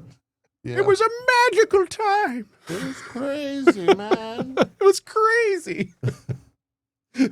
Oh God. What We if called it seeing is believing, but no one says that anymore. No, we don't say that Yeah. anymore. There you go. There you go. Back in my day, we used to have printer ink cartridges run out on us all the time, and we'd have to go replace them, and they cost more than the printer itself. That's still true. That's all. No, still- that's no, still- you know what it is now? Now it's, but these days we can only sign up to the you'll never run out of ink HP thing, and they'll just keep sending you cartridges if you don't need them. So see that pile in the corner? The 58 cartridges that nobody needs? This is our life now. That's also true. Sometimes I sprinkle it on my eggs. Jesus. What? They Makes really- my tongue all black. And tingly. Oh man, that explains a Wow. lot. That's crazy. Wow. Video games that I've played. My list is pretty short. A lot of League. I did finish Trails in the Sky, which was that Weeb RPG that everyone mocked me for when I was like, it's got really good scores. And then everyone was like, yeah, but that's because only Weebs rate it. Nope, you're wrong. That game's fucking great. You should go play Trails in the Sky because it's 40 hours of world building for a 20 plus game series. And then in the end does some crazy shit. And I would say it's actually worth those first 40 hours. It's really good. It's really good. Combat was great. I'm eagerly awaiting the second one to come out this year because I'm not going to play a 20-year-old game. I'm going to wait for the new one. So I finished that up. That's fair. That was 45 hours. Checked out more Wilds. That was good. I checked out the Monster Hunter Stories Monster Hunter Stories 3, Twisted Reflection demo. That game's pretty good. I never played the first or second Monster Hunter Stories, but I think this one's more like adult in tone. And it's like Pokemon, but Monster Hunter. It's like rock, paper, scissors, but Monster Hunter. It's pretty good. I actually recommend it. The story wasn't bad. However, all of these things pale in comparison to one game from this past week for me, including REANIMAL. By the way, I mentioned that. Maybe do we want to go into REANIMAL? Did you finish it yesterday, Co? Yeah, I finished it with Dan. Yeah. Actually. I'm going to be the contrarian here. That game's not good. I don't know why people How much did you like it, Co? Rant and rave about it. I mean, I wouldn't rant and rave about it. Okay. Because I knew pretty much exactly what I was going in to get. The only thing that surprised me was the length of it. But I did feel like I went in with expectations that were met. I wanted a creepy, weird, and atmospheric adventure that was going to probably make me like actually physically cringe a few times because of how weird or off-putting it would be. And it absolutely did that. And it was a co-op experience. I had a great time with Dan. Did the whole thing with Dan. We did a little sponsored bit at the beginning, and then we came back and played for like 3 more hours unsponsored. You might have to apologize to Zeke. He seemed pretty upset about that, by the way. He like left the show. He's not here right now. Oh, he did. Yeah. Oh, is that wow. Yeah. Yeah. But yeah, the biggest issue I have with REANIMAL is I'm a little baffled they charge $40 for it. What the fuck, man? $40 for that is crazy. Yes. Don't get me wrong. It was a fun time. And I enjoyed what I played, but like, it's especially these days, it's kind of hard to stomach. Like, we literally took, I think, just over 4 hours. Yeah. So that's rough, man. $10 an hour is a hard sell. When there's other games out that are not nearly that ratio. So, yeah, that would I say the biggest downtime. But it sounded like you're saying it's a bad game. Bad game is unfair. Yeah, the bad game is unfair. I will go back on that statement. I think I was misunderstanding you. Well, no, I straight up said bad game, so you understood correctly. Okay, but see, I just assumed I heard it wrong. I'm retracting my statement. It was okay. I don't know what I was the $40 thing. I just can't get past that. That's like always in my mind whenever I talk about this game. And it's also, let me be clear when you buy this game, it's $40. If you want to play co-op, it's $20 technically. If you and a friend go in on it, because it will give you. Oh yeah, you are tiny. Sorry about that. That's my bad. I tried to fix my camera and I made it worse. Oh, okay. They will give you a friend pass so that you can jump in and play. But like we ran into like a lot of bugs in co-op. Did you get bugs? I got a decent amount. We ran into a couple bugs. Unfortunately, they were mostly on Dan's side. He kept getting into the situation Was where he the host? His controls. No, I was the host. Okay. That's what happened to me. Into situations, where his controls wouldn't work. And a lot of times that would happen like right when an enemy's starting to chase you. So I'd be like, come on, Dan, come on. And he'd just be standing there like, no, I'm just going to get 8, I think. I'll be over here getting killed. And then another weird one is there is apparently a vignette effect where like if you take damage or getting close to dying, like the screen starts encroaching, and he just got that and it wouldn't go away. Yeah, times. okay. Like a couple times he had to throw himself into a pit. So that also really lends credence. Like if you are going to have a game that's $10 an hour, like, dude, it's got to be perfect. It's got to, like, if you're going to be charging that much, like, you cannot be having like random technical bugs that make you quit frequently and stuff. Like, oh, that was a double whammy. That having a high cost exacerbates and brings to focus. So like it shines a spotlight on the little things. Yeah. And I felt like with the technical issues of this game, that was even more exaggerated. I think a lot of my issues with the game stem from I don't think this is a good co-op game. I feel like the second you put another voice in there, at least for me, it completely destroys what this game's all about, and that's atmosphere.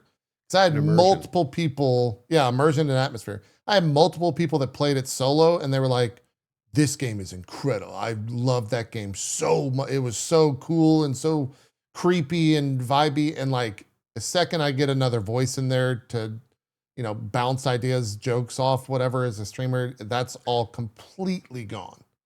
It's really interesting you say that, because at first I was like, I played with Dan, but I felt very immersed the whole time. But then that made me realize that me and Dan were essentially just commenting on how the immersion and what we were liking and stuff the whole time. So we were kind of like even though we were joking and cracking dumb dad jokes the whole time, we were still very focused on the stuff that made the game what it is. And I think that really helped. I can definitely see if two, like, just people that were joking around, just playing to play, like, that could skew the whole picture. Yeah. Yeah, I could see that completely. Yeah. And who did you play with again, JP? It was, I was playing with Faye. It also could just be the thing that, like, it's not my type of game, which it might just boil down to that completely. 100%. Because I never played the other Little Nightmares 1 and 2, which is this company's games that they left the company because they sold it and they ended up making Little Nightmares 3 without them, yada, yada, yada. So this is like their comeback game, I guess, that they made on their own called REANIMAL, which is like a whole new universe. And I also what were you going to say? Because I was going to talk about the story. Or lack thereof. What do you think about the story? Yeah.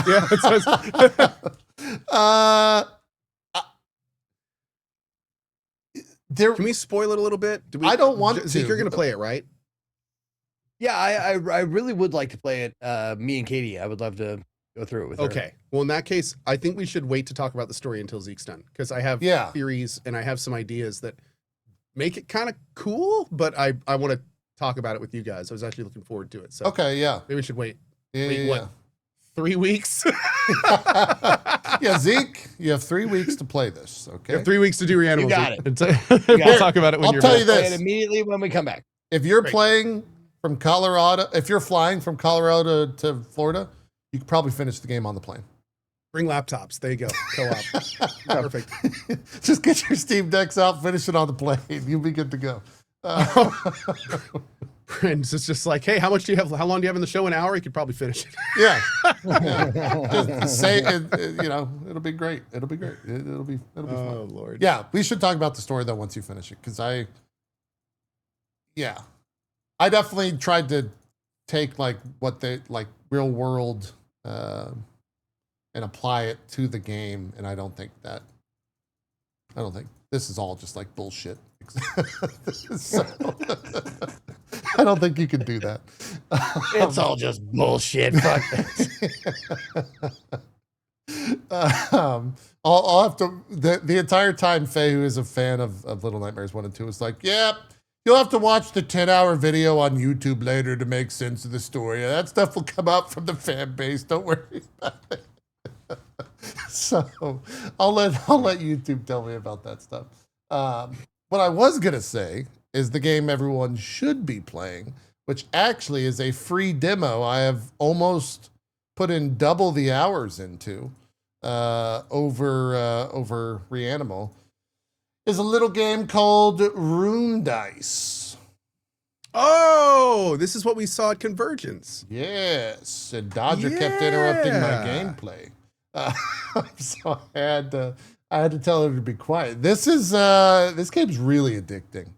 Like if you're watching this and you're seeing these little like dice bounce around and you're like, oh, that looks fun. Download the demo. It's free. And sorry for wasting your entire Sunday afternoon. You will 100% get addicted to this. There's in the demo itself, there's 3 classes. Each class has 3 unlockable subclasses. There's a ton of items to unlock. There's a hard mode in the demo. There's 3 different boss types. Each boss type has a hard mode type in it. Ton of items. I can't wait for this game to come out. I don't usually like go super crazy on demos for Steam Next Fest or anything, but like this fucking game's good. Okay, so let's start at the top. Why are you so addicted to this? Look at the What about it? Okay, I so see the game. I saw this let's game. I explain the saw it game. at Convergence, and I was like, it looks pretty good. It looks pretty fun. Yeah. But like, what about it really sucked you in? Let's explain the game. So it's essentially, someone said there's another chat. What game was this similar to that people can relate it? Because I had never played that one either. For me, and this is again, I'm gonna be dating Peglin. Peglin is apparently what this is similar to. Yep. The dice have physics, and the goal is to match the dice. So usually you throw a 1, so you have to throw your 1, so then it turns into a 2, and then the dice has like a magnetic thing to it, where it'll bounce to a 2, then it'll bounce to a 3, a 4, a 5, onward. So some people. Oh, so the dice bounces aren't random. It actually goes towards. It has like a magnetic pull to the order. Yeah. But you can also bounce. See how like all those 1s on the left side of the screen are kind of close? If you bounce those 2 1s into each other, then you have 2 dice that are active on the thing. And then the goal ultimately is to like deal as much damage as possible to the creatures on the board before you die and you get through kind of the level. So this is pretty early on in me playing it. I didn't understand that necessarily.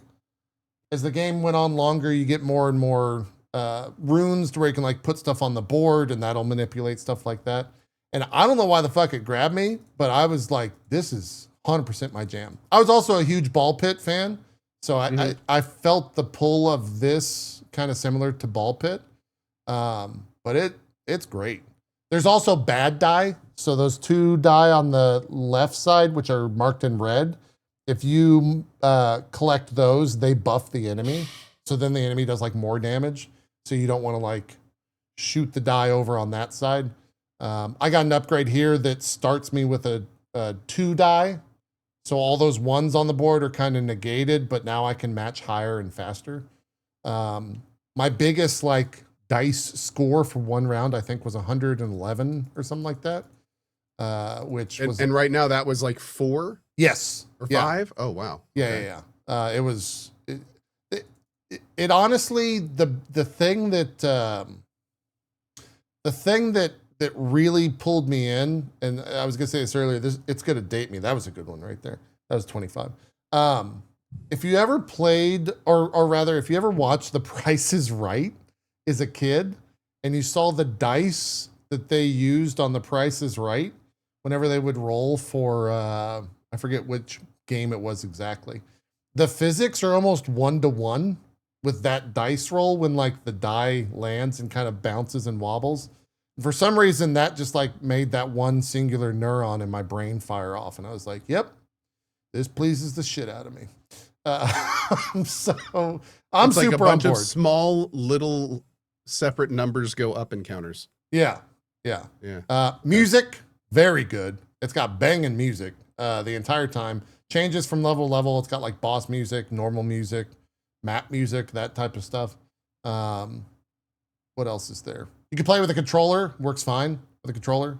I use keyboard and mouse because it's just a mouse at the bottom there. You're just clicking on, that and then choosing on the map where you want to go. But yeah, I put 6 hours into this. 3 of that was on stream. Most mornings I wake up and have my coffee while just playing this the past couple of days because it's such an easy thing to do. You can just boot it up and do a quick run. I have no idea when this launches, but yeah, that like 4-minute demo that they had on the what was that? The showcase, the Convergence showcase this past week. Yeah, was enough to be like, all right, I'm in. I'm fucking in. Let's go. Nice, man. So it's called Rune Dice. Check it out. And this is all demo content. Everything I just said, completely free on Steam. Cool. So, hey, speaking of demos, real quick before we move on, have any of you tried Windrose? No, but I saw that was a massive player count, and I'm kind of interested. Same. kind of big same. Yeah. Yeah. Apparently it went by another name, but it's gotten like some good development under it, and things are looking pretty good with it. Yeah, Windrose is like a pirate Valheim. Is that it? Would you say that's accurate? That's kind of what I'm understanding. Oh wait. Is it Where do you find it? It's on Steam. I just went to get it. Steam. Windrose. Is it 2 words or 1? One word. One. Yeah, it's on Steam. Windrose. Weird. What do you mean? Okay. I'm looking at it right now. Yeah, I don't know why my search isn't finding it. I just see like Dragons of Is there a Stenthorn, and that's it. filter for like No. It tells me. bare man chest or something like that? No, man. Look right there. It says normally it says at the top if you have like a hidden selection or something. I don't know. Hmm. Yeah, they built that house. Try going through there. Anyway, thank you. Yeah, it's got like 20 look or at our- 30,000 people playing the demo. Combat looks. Someone said maybe I have it ignored. Combat looks okay. Look at that. Chad, have any of you played this? Thumbs up, thumbs down, thoughts? Combat Yeah, I've had a is lot of people Dark tell me to Souls. try it from my chat. Yeah, I've had a lot of people tell me to try it. That's one of the reasons I've started looking into it. And it's PvE, right? There's no PvP. It's good but early. Playing right now. Embark on a PvE survival adventure in the age of piracy. Fight on land and sea, explore solo or with friends, build, craft, and explore a vast open world filled with dark secrets. Master Souls-light combat and take on challenging bosses, command your ship and plunder unspoken treasures. Why have I not played this yet? I don't know. What is So wrong? it's a demo. It's I'm just a downloading demo. it now. Yeah, it And is just also, a like, demo. Your Okay. filter wouldn't allow you to play it. This is all of my jam. I There you go. don't know why it's taking me. Probably because of Mewgenics, Edmund. It's true. Okay. I had someone in my Probably. chat say that they wish this is what Skull and Bones actually had been. That's what somebody said. It was like if Sea and Thieves and Skull of if Sea and Thieves and Skull and Bones had a baby. Sea of if, Thieves. Sea of Thieves. If Skull and Bones was good. Mm. That's what I was told. Like if you took like the concepts behind both of them and jammed them together, that's what Windrose would be. Okay. And then put in apparently like a little sprinkling of Valheim. Okay. Yeah, So, I might check it out. I'm does it downloading have chat. co-op? Or is it solo? I don't know. I'm not sure. It said solo or with friends, so I'm assuming it has co-op. Oh, okay. Well, I mean, does it? Yeah, what is it? Oh, yeah. Online co-op. There you go. Open world Yeah. survival craft. Download the Oh demo. yeah, dude. Similar to Rust and Rune Awakening. I have similar to Valheim and V Wow. Rising.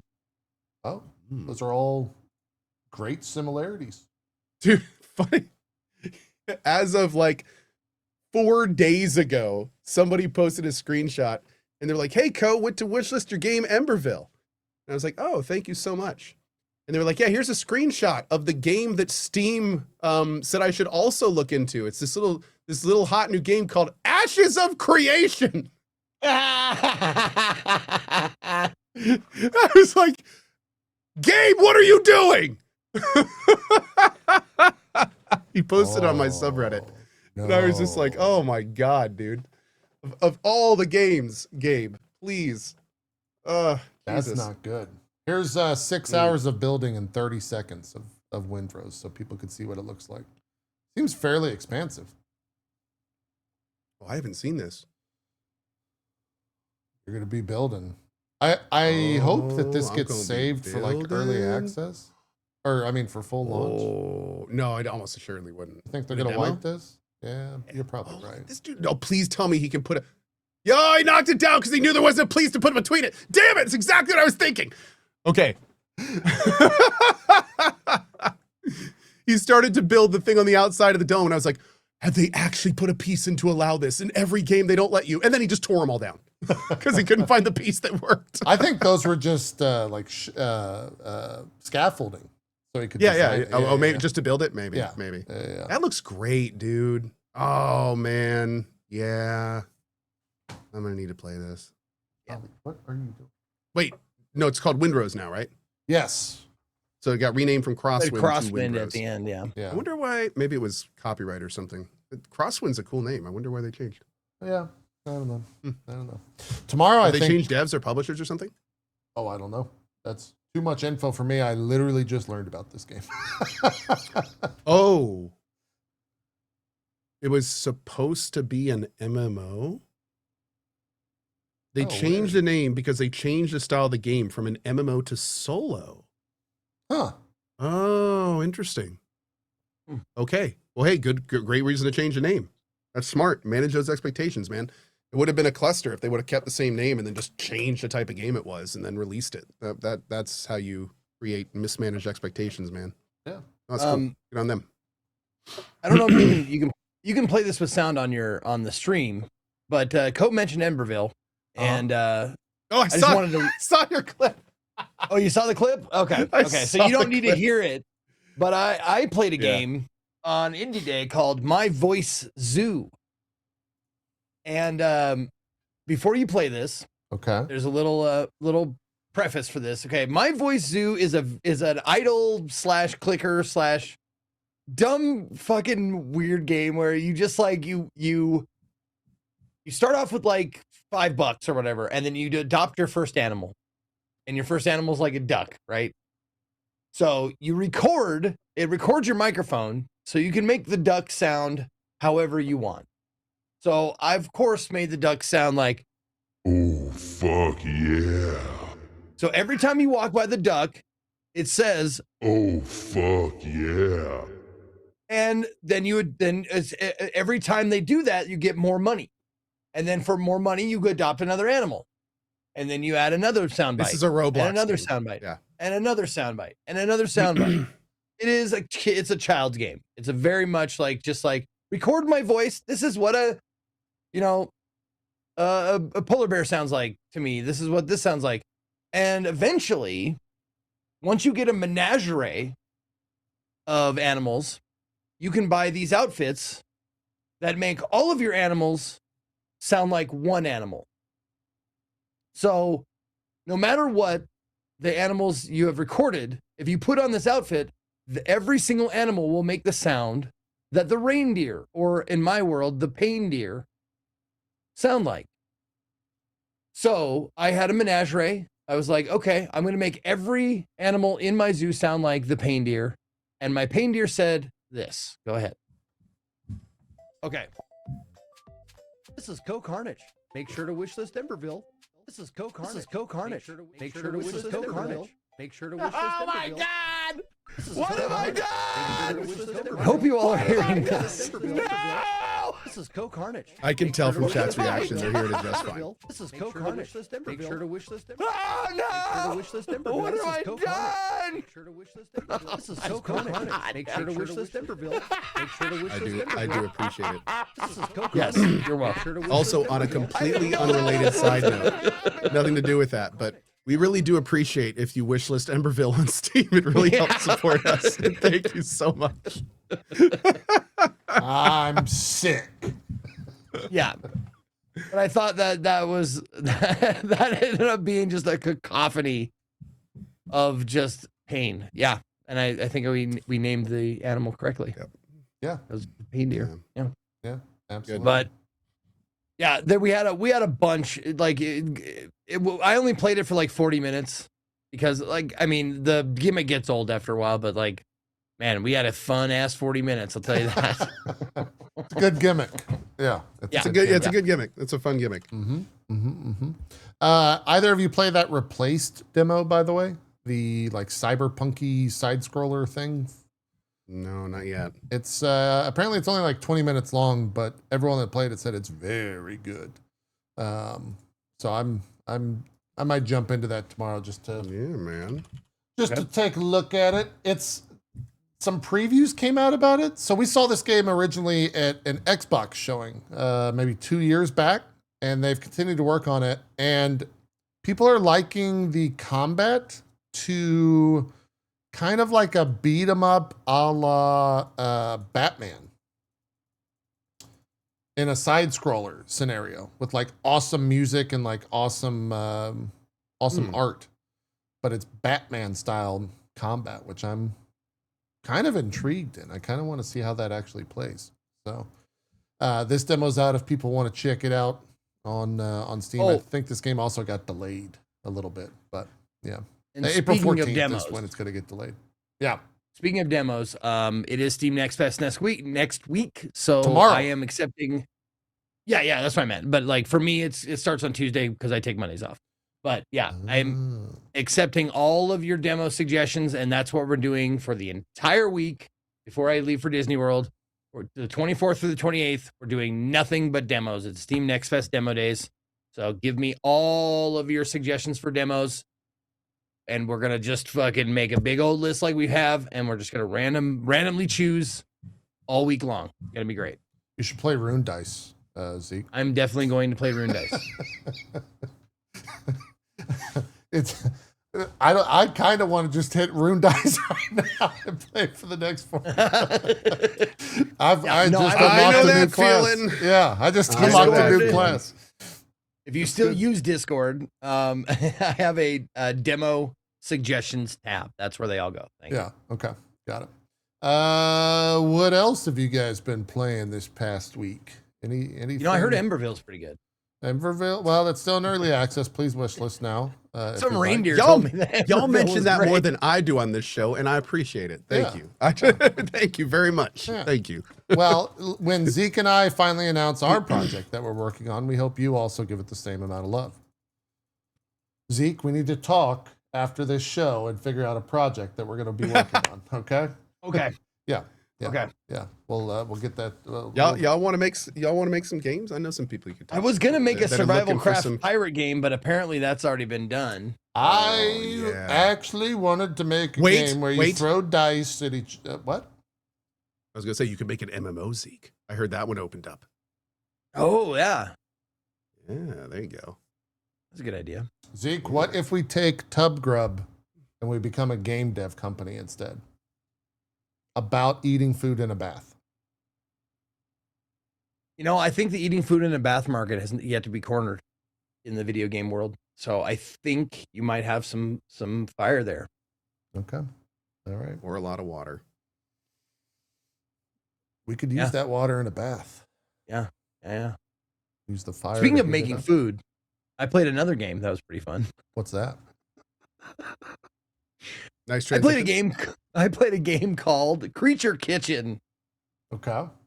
on Saturday, and I played it for a couple of hours. And this was a weird one because I looked at it and I'm like, okay, it's got the PSX, PS1 style graphics. Like, I'm not super into it, whatever. And then I looked at the just to get a baseline. I looked at the reviews. 99% positive.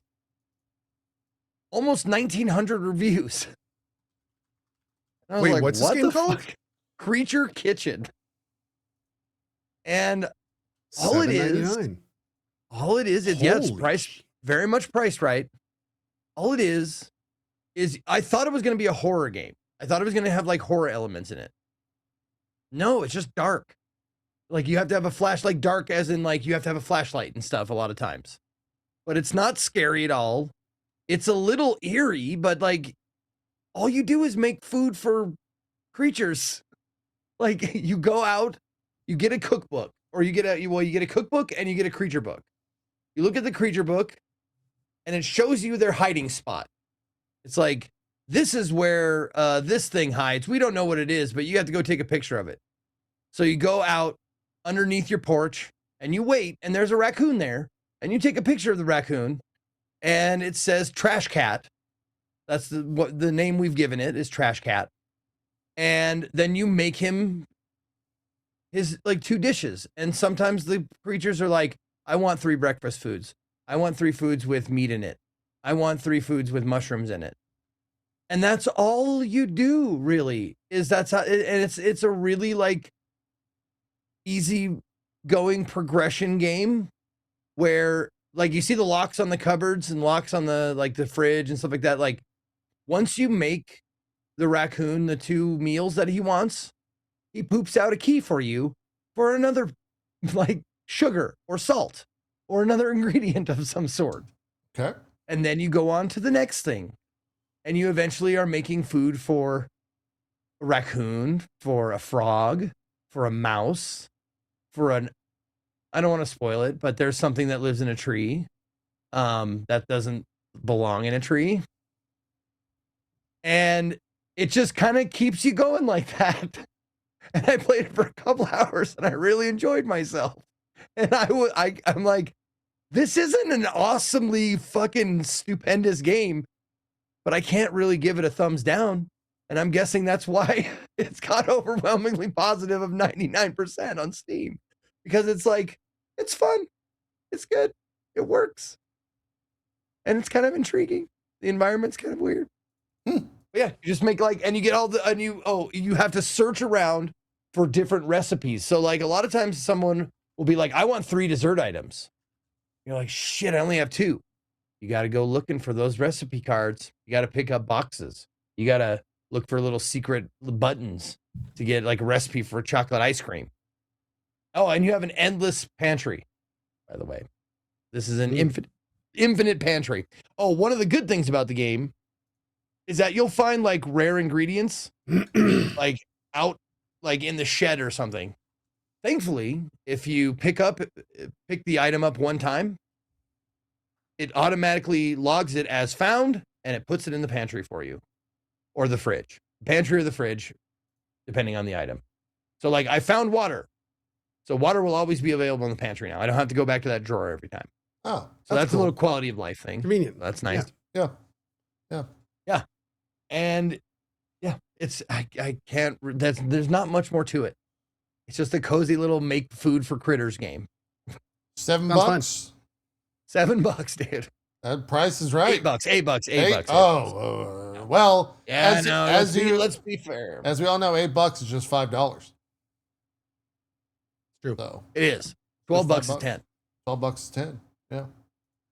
Yeah. So price is right. Price Oh, is but right. in case you were wondering, in case you saw, there is a doghouse. And yes, eventually there's a dog, and you can pet the dog. Okay. Yeah. Glad we got that In up. case that matters to you. Glad we got And that. did you up. hear? Like I've heard stories like weird random posts about how like, isn't there a website called Can You Pet the Dog or something like that, or accounts? It's like a Twitter account, yeah, an X Yeah. account. Yeah, something like that. That's like people are like, it's ruining games because if you have a dog in your game, you have to have a way to pet it, and we have to program that in there for you. Oh, To be fair though, that's how it should be. You Yeah. shouldn't, I mean, there should be Right. legal legislation about putting animals that you cannot pet in games. Well, it's the right, same- yeah. and on that exact same legislation, anytime a dog gets hit in a game, it should not make a sad dog sound. He should just say in English, ouch. there was a triple Yeah, A being a game dog with it. owner and having that happen is a little jarring. Like when you're Dude. going back to playing Resident Evil or something, and you like those demon dogs that come at you and you shoot like, you're like, oh god. There is a boss in Mewgenics that I swear is one of my least favorite bosses in any video game ever created. And the problem is she's relatively common, and it's a tank boss, and it's this mama cat and like 6 kittens. And anytime you try to attack a kitten, she switches positions with it and takes the hit. And the fight is right managing that while the kittens are attacking you, and you can't attack the kittens. Well, there's all sorts of ways that you can also attack or do like AoE attacks and stuff and kill the kitten. Anytime a kitten dies, the fight stops, and the mom just looks at the camera and goes, Oh my god. That's pretty fun. That's pretty good. and every single time she does it, my heart hurts. I mean, it's like, it's so sad. I want to download a mod just to replace that. With like someone just being like, F you. Like in like a mean face. Like I don't, it's such a sad fight, man. She's just trying to protect her kitten. It's so That's pretty sad. funny. But no, that's funny enough. There's far worse thing Edmund does in Mewgenics, but yeah, man, that should be illegal. Okay. And he should be put in jail. All right, good enough. Good enough. Zeke, I saw you did an ad for this game, 33 Immortals, not Creature Kitchen. Yeah. Did you like this? I've been playing this game for a while and following it as it has progressed. I'm curious for you, did you have a good time or was it a miserable experience? No, dude, like honestly, the game, like to be fair and to be honest, the game has lost a little bit of, playership and stuff like that. The numbers have gone down, but Yeah. that means the people who are still playing it fucking know the mechanics. Yes. So like my first like re-up of this game, because I played it a while back, but they gave me a key for the Epic Store. Yeah. So I played it That's where I played on it. Epic on a brand new account, and it was like, all right, here's your tutorial. And we ended up going all the way to Lucifer and beating it, like beating the boss. The very first run I did during the sponsor train, I'm like, oh shit, this game's easy. Nice. But that's because everybody who's on these days knows what they're doing, and they're, you know, the diehards. So like now is a good time to play it if you want to get like those unlockables and shit, because like people know what they're doing, and it's great. The newest thing that they're really trying to push, and I actually had to go overtime for this because the runs were going so well, and good runs in roguelikes end up taking a long time. Yeah. So like, you know, Just like in real life. yeah, if you have a good run, like it's like a, you know, it's like a Hades run, like half an hour, give or take. Depending on how good they know the mechanics, how many people are left by the end. But so we went a little over time, but it's private matchmaking, or not private matchmaking. It's private games. So like I just give you out a code, and it's all cross-platform. So you can play if you're on Steam or Epic or That's Xbox great. or anything like that. You can just use that code, and you can come on in. I've got about 16 people in there playing with me. You Unfortunately, guys beat it with a lot of- 16? No. Oh, okay. That's what we had on the private server, but like there was more new people when I did the private lobby. There was a couple of people who were old timies that were trying to carry, but you know, X are only so strong. So like we got to the point where it was like 6 of us left, and like we had to clear out 3 more of those ascension tombs or whatever they're called to get to the boss. And it was just taking like so long. We could have done it, but it would have taken another like 45 minutes. So like eventually I was just like, we got to call it. I'm at like almost 3 hours. So like I'm gonna, you know, call it right there. But you can absolutely do it with a squad of friends, people who, you know, if you want to. But that's the big update is the cross-platform private sessions. Cool. Yeah. I had a pretty good time playing this game. I never got past the second area boss, because like progression of the game is it starts off 33 immortals. The second area is 22, and I think third area is 11. I never killed the 22 boss because it's, you walk in and it's like, boom, 30 mechanics, bitch. Fuck, I'm dead. Yeah. No, in 2 hours, like I faced Lucifer twice, beat him once, and I felt that was pretty good. And I was like, I have keys, like, because after you beat the first boss, you come back with a key to the Purgatorio, because you start with Inferno, and then you go to Purgatorio, and then I'm guessing the last land is Paradiso. Yeah, I think so. Yeah. But so you have a key to go and attempt the second boss. And I was like, should I do that? Everybody that had played the game before was like, no, do not. It is not worth it. You have not unlocked enough yet. You're not strong enough. You don't know the mechanics. The difficulty ramp up is wild. It is. Like, it's fucking brutal. Yeah. And I've always wanted to know, like, why did you guys make such a difficult game? It's really, really brutal. Unless, of course, you're playing with a bunch of people that already know everything. It's very much a knowledge check. For this game, without question. So it's cool that it's on Steam now, and it's got like I think the Steam demo or something. Is it free for like the next week? I'm not sure how long it's free for, but that's how I got a squad of people. Was they all just downloaded the demo, and you can just jump right in. Yeah. Cool. It's worth it. Very cool. 33 Immortals now on Steam and a bunch of other places for the next week. Co, anything Mewgenics and Nioh and what else? A lot of Mewgenics. Still wrapping up Nioh 3. Yeah. Did a couple sponsored things here and there. Did some Helldivers stuff. What sponsor stuff? Yeah. You also did you say that we were supposed to be playing Helldivers? Because someone in my chat said, hey, you joining Co for the Helldivers tomorrow? You said you were playing together, and I was like, what? I don't think so. Oh, I said I was playing with my mods. I don't know why. Okay. No. Yeah. I played with my mods maybe yesterday. Might have just been an errant Barely, viewer. and Vel. And yesterday it was kind of funny because I got message like the day before, And it was one of those like, hey, there's some left over in the sponsor. Want to do another sponsor? And I was like, I love Helldivers, sure. Like, absolutely. So I revisited a couple times. The first time was because they just had this big CyberStan event where Super Earth actually made it to, like, I think it was the Automaton homeworld, if I'm not mistaken, like one of their most important worlds. And there was this big event where we were trying to take it, where there was like a percent going back and forth, like a whole big thing, but they lost, and humans lost. And now there is a counteroffensive. So now there's this new event where you have to like protect the different areas, and you can like cut off different things. And man, dude, this game is just so much fun. Like there's no other real games that kind of offer the PvE experience that this game does. I love just being able to be like, let's see, do I want like to be in this mech today? Or maybe I want to be in like maybe I'll bring a tank down from my buddies, or bring down a giant one-shot laser cannon, or machine guns, or floating drones, or turret summons. And it's just a very fun game. I always enjoy spending time into it. If I had more time right now, I'd actually probably be grinding unlocks in my account, because my account's very behind. But yeah, man, this is just one of those games where it's like, it's always fun to revisit. It's great playing with friends. There's always funny events. You got out of your mech and just got obliterated. Oh yeah, dude. What was the plan there? Why were you running? I will say this. Mech?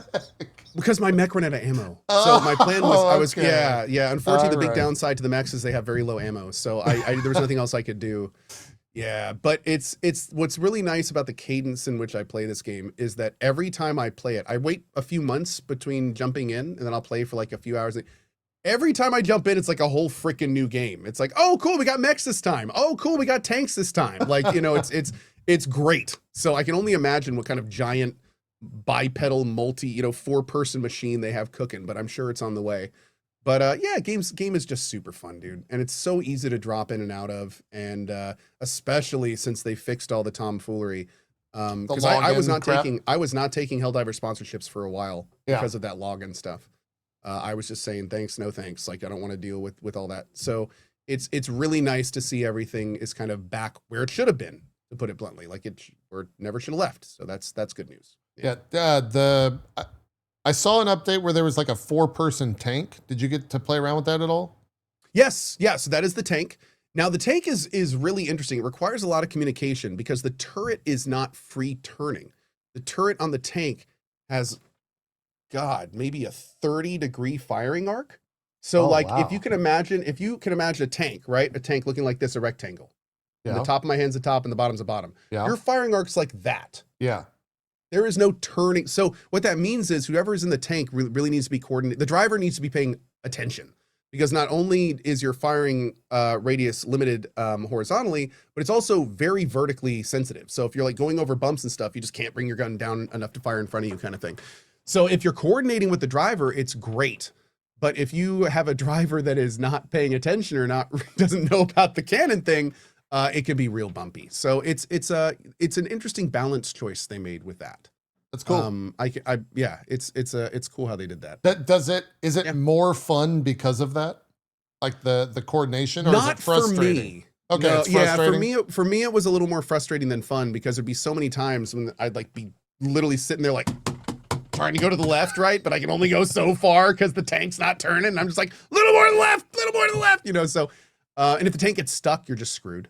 Like, there's no way to turn your gun anywhere else. So if the tank gets stuck looking forward, then, like, you know, that's your entire range. It's not like you can spin the turret to the left and guard while the driver fixes the tank.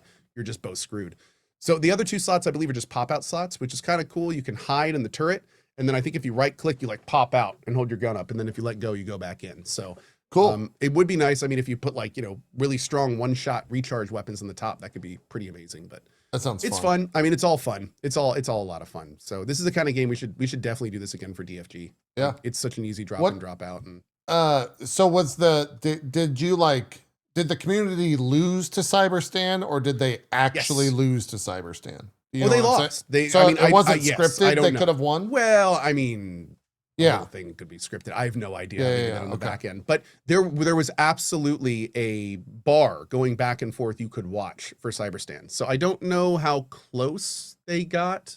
Like, I don't know what the maximum we've taken CyberStan was. Maybe someone in chat could do it, or could say it. But all I know is CyberStan did win at the end. They overwhelmed them. Yeah. Cool. That's a fun narrative. I like the like The whole evolving meta narrative in and Helldivers is so around much that. fun. It's fun. Yeah, it's Yeah. really great. And they do the videos and stuff and the news alerts and everything. So it's a very organic feeling game. You have to ask this these days about anything. I saw that they're making a Helldivers movie and that Jason Momoa is in it. You know, I don't know if Jason is just like some kind of huge. I know he's talked about it, but I don't know if he's some huge closet gamer. I really feel like if anyone comes in with a movie and they're like, it's based on a game, he's just like, sign me up. You know, like he's making it a mission to be in like every. I'm down for it. Absolutely. Is Jack Black in it too? Let's go. I hope so. I want to see Jack Black as a Helldiver Marine. Yeah, that's what I want to see. There we go. Okay, so it's saying November 10th, 2027, stars Jason Momoa. The director is Justin Lin, who I think is a notable director. The film is expected to follow the game's premise of an elite unit of soldiers, the Helldivers, fighting against alien creatures to protect Super Earth. Yeah, it sounds like Sony's just going all in on having... I guess Last of Us was like, holy shit, we sold a lot of copies of those remasters. Okay, I see some people in chat ragging on Jack Black. You put Jack Black in one of those Helldiver things and have him ranting at the top of his lungs in an angry tone about democracy and freedom. I think that could be pretty hilarious.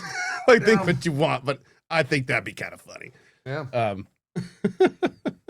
My favorite thing about Jason right now going around is the meme of him like walking around. It's like, hi, my name's Jason. And then the next frame is him mowing the lawn. He goes, this is my mower. Oh yeah, I remember that. I've seen that. Yeah. Yep. This is Momoa. I think that's classic. I think that's funny as shit. I hadn't heard that. Yeah, it's pretty good. Pretty good. Reputation has been gained. I like it. I like it a lot. Yeah. So good. stupid. Pretty good. That's Helldivers 2. Seems like it's still trucking along. What else? Yeah. Anything else, Co? Oh, in 3 days we get, thank you, chat. In 3 days we got the new Core Keeper expansion, which is looking awesome. They're bringing in like automation and stuff. Yeah, is so, the Void update? Yeah, is that right? I'm kind of purposely keeping a bit of a blackout on it. I want to kind of watch all the features, and they're apparently making a video going over everything. So okay, can't wait to see that. But yeah, why the fuck are they releasing that in 3 days before like RE9? You know why? You know why? Why? Did you not hear about? I don't know if we talked about this. I think we briefly mentioned this. They screwed up, and the CEO of the company he said, it's my responsibility, my problem. Apparently they made a production change during the pipeline that Steam was approving the patch. And that caused this whole thing to kick in, and they could not get it done in time, and they had to delay everything. It was supposed to come out like a month ago. Oh. But his name is Pranter on Twitter. He stood up and he was like, dude, I'm taking full accountability. This is my fault. Like, we didn't do this process properly, and we're going to have to delay for a month. We're really sorry. Like, don't get mad at the team. This is on me, kind of thing. And I was like, hell yeah, dude, we need more of this. Right. Like, I don't even care that it's delayed. Like, accountability. Yeah, yes, we love that these days. So yeah, that was good. But it's coming out in 3 days and looking pretty cool. I, of course, will probably be, I don't know if I'm going to start a full run of Core Keeper with RE9 around the corner. I'm kind of, that's what I was focused on RE9 right now. Yeah. So we'll RE9's looking like it's going to be pretty good. Yeah. Did either of you check out The Eternal Life of Goldman? I did a sponsored look at the demo. Okay, what did you think? I saw some buzz going around. Holy shit, dude. Yeah, that's what I heard. I heard holy shit, dude, about that game nonstop. Is it good? I don't know if my reasons are going to be the same. Really? I did not holy shit because it was amazing. Yeah, really? You didn't like shit, dude. It's not that I didn't like it. The art style is amazing, bro. It's hand drawn on an animation. So this is like it is actually hand drawn, which is incredible. But man, dude, I don't know if just like I happen to follow like the subject matter. It is a as a parent, it is a tough game. The very beginning of the game is about a town and all the kids are getting killed. Yes, like the first scene. Excuse me? Yes, and then there is a demo. I don't want to spoil this for you too much. But it becomes apparent very early in the game that the narrator is a mother talking to his child in a long-term hospital. What? Yes, yes. I was not expecting any of this. And like the game is the story she's telling him. So like it's and she's saying all these really foreshadowy things about like parents not wanting to tell the truth to their children about real situations that could affect them. And it's just like you're sitting here like me as a dad, I'm just like, I do not like this. This is gonna be, I could tell when I stopped the demo. I actually finished the sponsored demo and was like, I don't know if I'm gonna play this game. And the reason why is I was like, this is going to be a heavy story. I can see where it's going. Like it is going to dive into some very real topics. And like, it is a beautiful game. The gameplay was above average. It was a straight platformer, but like, oh my Lord, man. Like some of the subject matter. There were a few Nothing times in that, like I'm looking at the Steam page. I watched the trailer video. Like even the blurb is like, in this breathtaking platformer adventure, explore a vast hand-drawn archipelago inspired by ancient fables and depicted in classic frame-by-frame animation, and defeat a mysterious deity. No mention of any of that dark shit that you brought I know, up. dude. I came into this not expecting any of that. So like in the first area, I was like, whoa, that's kind of metal. And then the narration kicked in and I was like, oh God, I see where this is going. And then like they kept expanding on that. And there were a few times where like, oh yeah, someone in chat said Co wants to avoid real world issues. Co afraid to get real.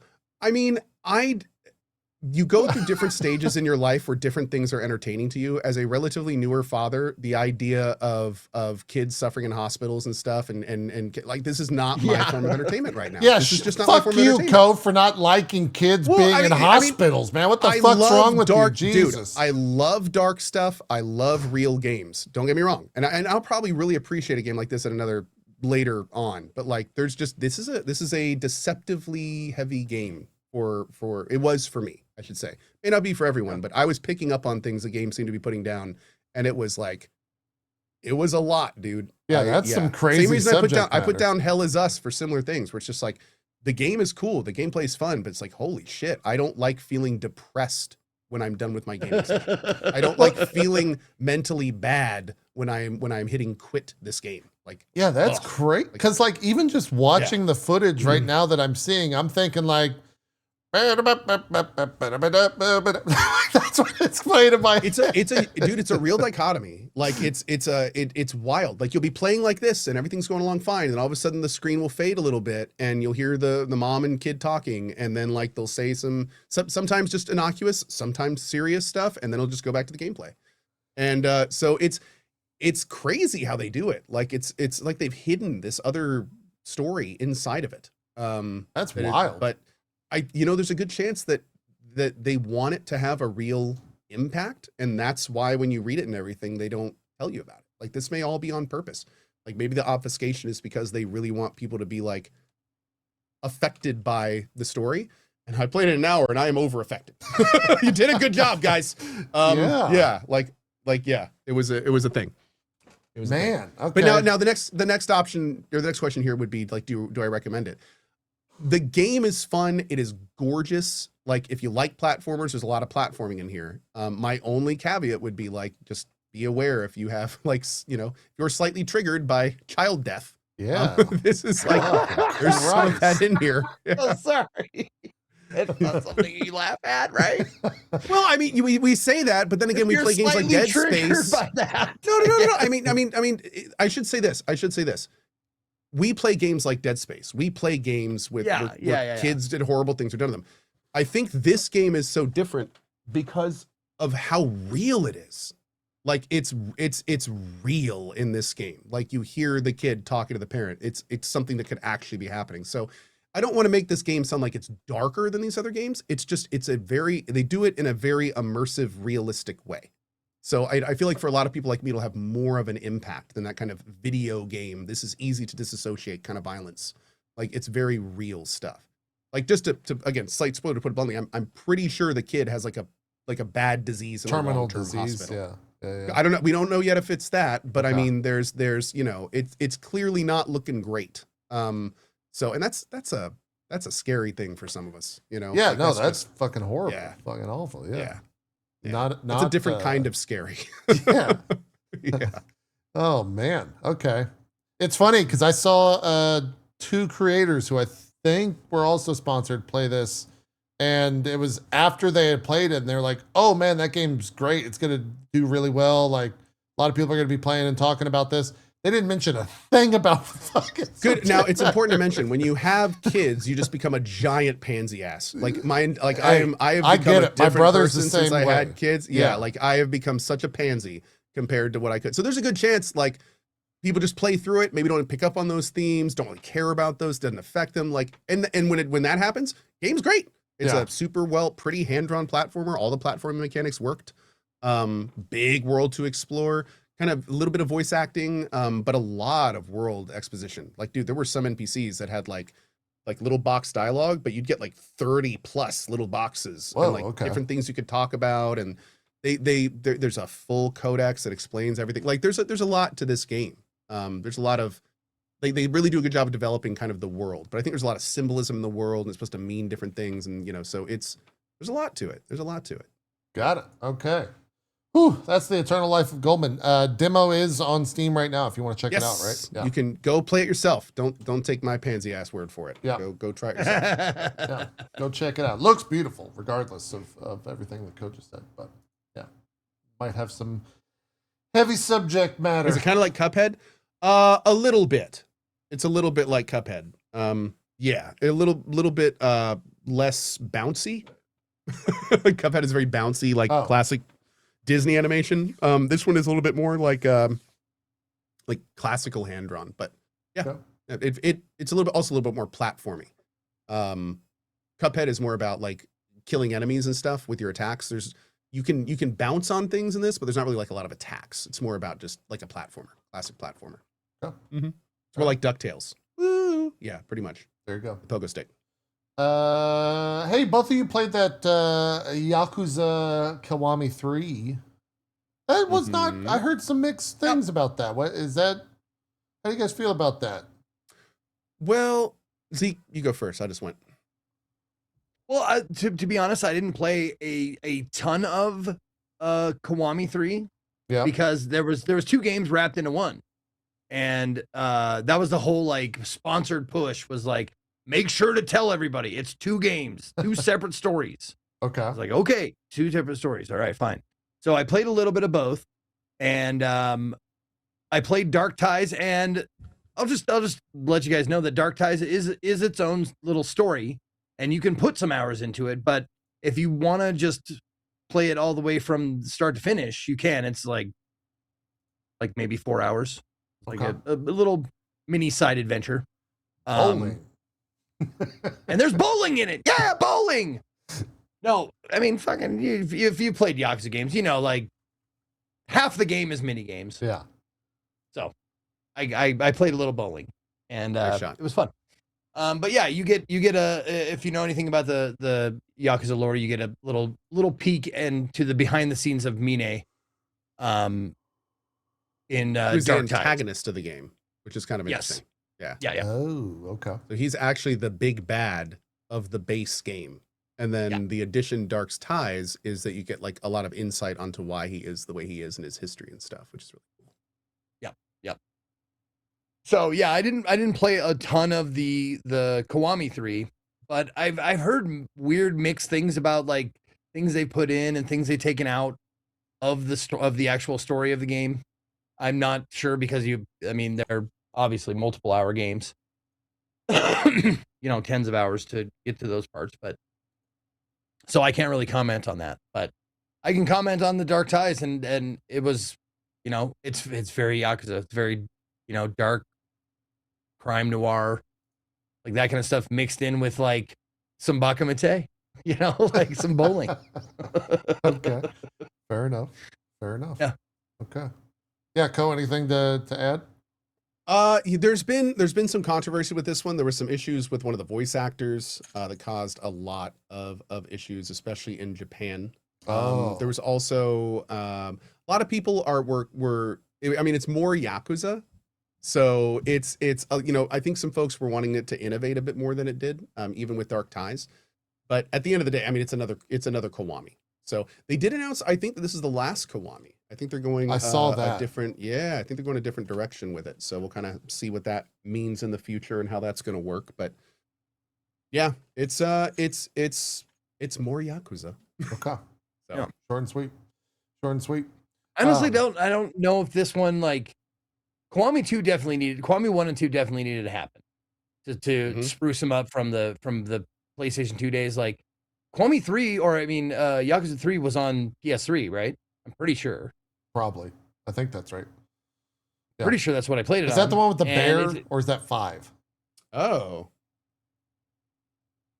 real quick. Apparently, a couple quick notes. Apparently, they also removed some of the side stories and they delisted the original version when this was released, which also caused some issues. So it looks like there were more little issues, and the bear was 5. Yeah. Oh, the bear was 5. Okay. Okay, so people are denying me, like, they're saying that it needed the update. That's fine. I mean, that's a fair take.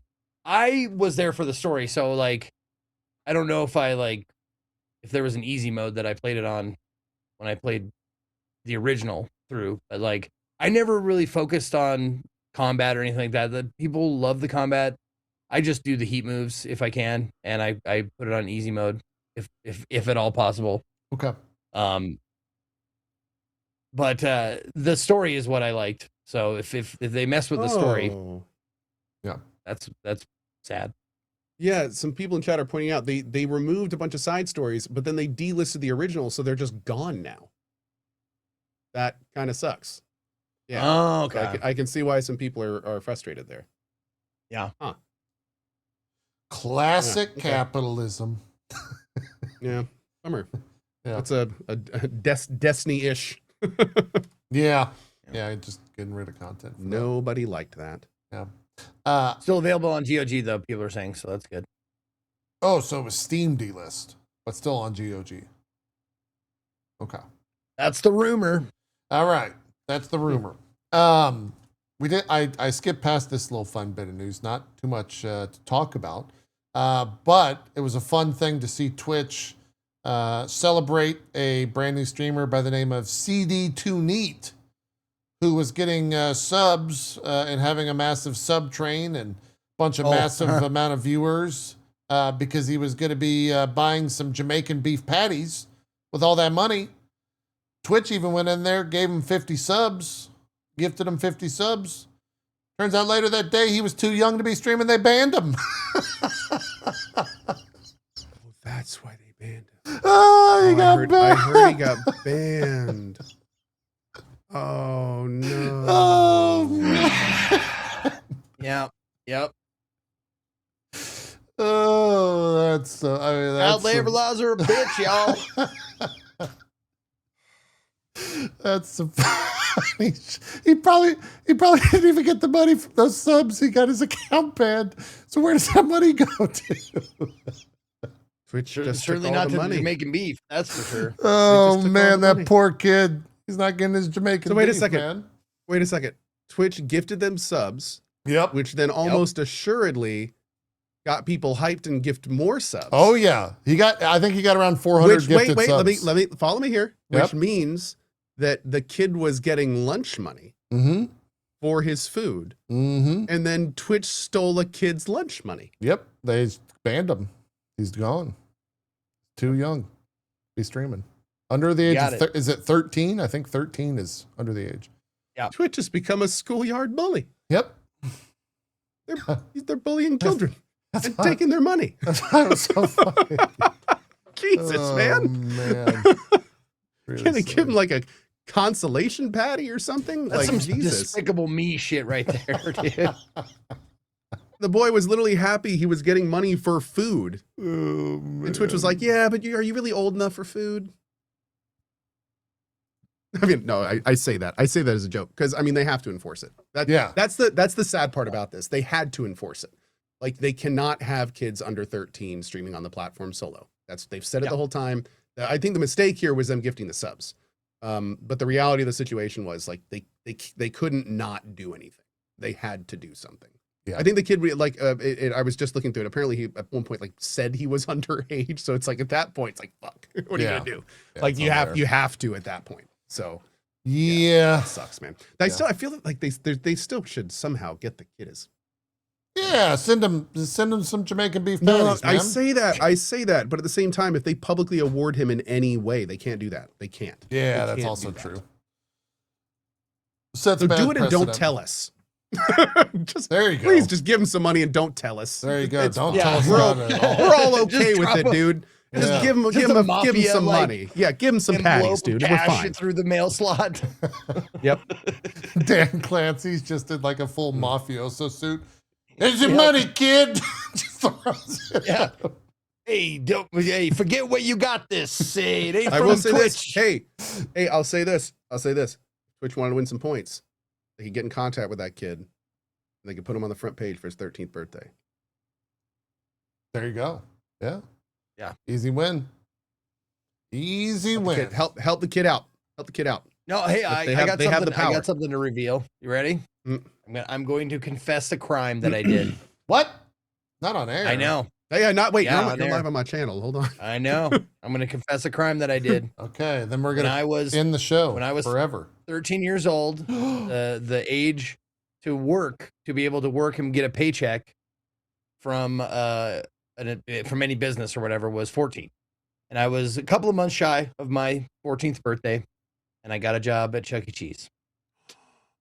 Underage. Were you the mouse? Did you lie about your Yep. age? Yep. And by the time they found out, I was 14, so it was all good. Where do you live again? I lived Statute in of- Montana. Statute of But now- Limitations, Montana. Hold on. Do we got a case code? ChatGPT just told me there's a warrant out for your arrest for Chuck E. Cheese. Oh, we from got him, ladies and gentlemen. 1976. Oh, that's for a different thing. That's for a different thing. Oh, I do see that. Oh God, I do. Oh, I How used could to you also do sell that weed to out Chucky? behind the Chuck E. Cheese. How could you do that to Chucky? That's crazy. No, widely known, if you know me, as my second favorite job after Twitch was being the mouse. Oh, you were love that actually job. the you were mouse. even You're the not- mouse. You were Chucky. Yeah. Yeah, I made pizzas and I got in a mouse suit. It was great. I had a blast. Did you make Wow. pizzas in the mouse suit? No, that's unsanitary, bro. God damn. That mouse suit is foul. I guess That has the sweat of so many Chuck E. Cheese workers in there. Wait, they and didn't it- give you a it- new suit? You had to get into the old suit that was already like sweated out? JP. They're not going to buy it. You know how expensive those they suits haven't- are? They I'm haven't not a made new furry. suits I'm not a furry. since see? 1984. They've Oh, only been it's the same suit. Oh, Yeah, they call them legacies, is what they call them, JP. You would use no. one suit for like 2 weeks, and then they'd switch them out, clean the one, and then you do the next suit for 2 weeks. How do they clean it? They hang it out back. They for a dry week. clean it. they let it air out for a week. No, they rotate it honestly for- they clean it. They clean it like upholstery, like it's a couch. Oh, okay, there we go. Makes sense. I don't like this anymore. No, but after that 2 weeks, you'd be the last person before they switched out costume. You'd be like, God damn, was Aaron in this? Aaron was in this, wasn't he? Because it smells like Cheetos and weed in here, and sweat, and disgusting. It's gross. Now all I can think of is now I know you didn't smoke weed growing up, but I was gonna say I still Yeah. can only think of you hotboxing that suit.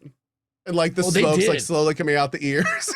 Hey, I did kid, not. what's up? I was pretty straight edge kid, but they definitely did smoke fucking Oh, weed and boy. that shit because they could rent out Chucky to like picnics.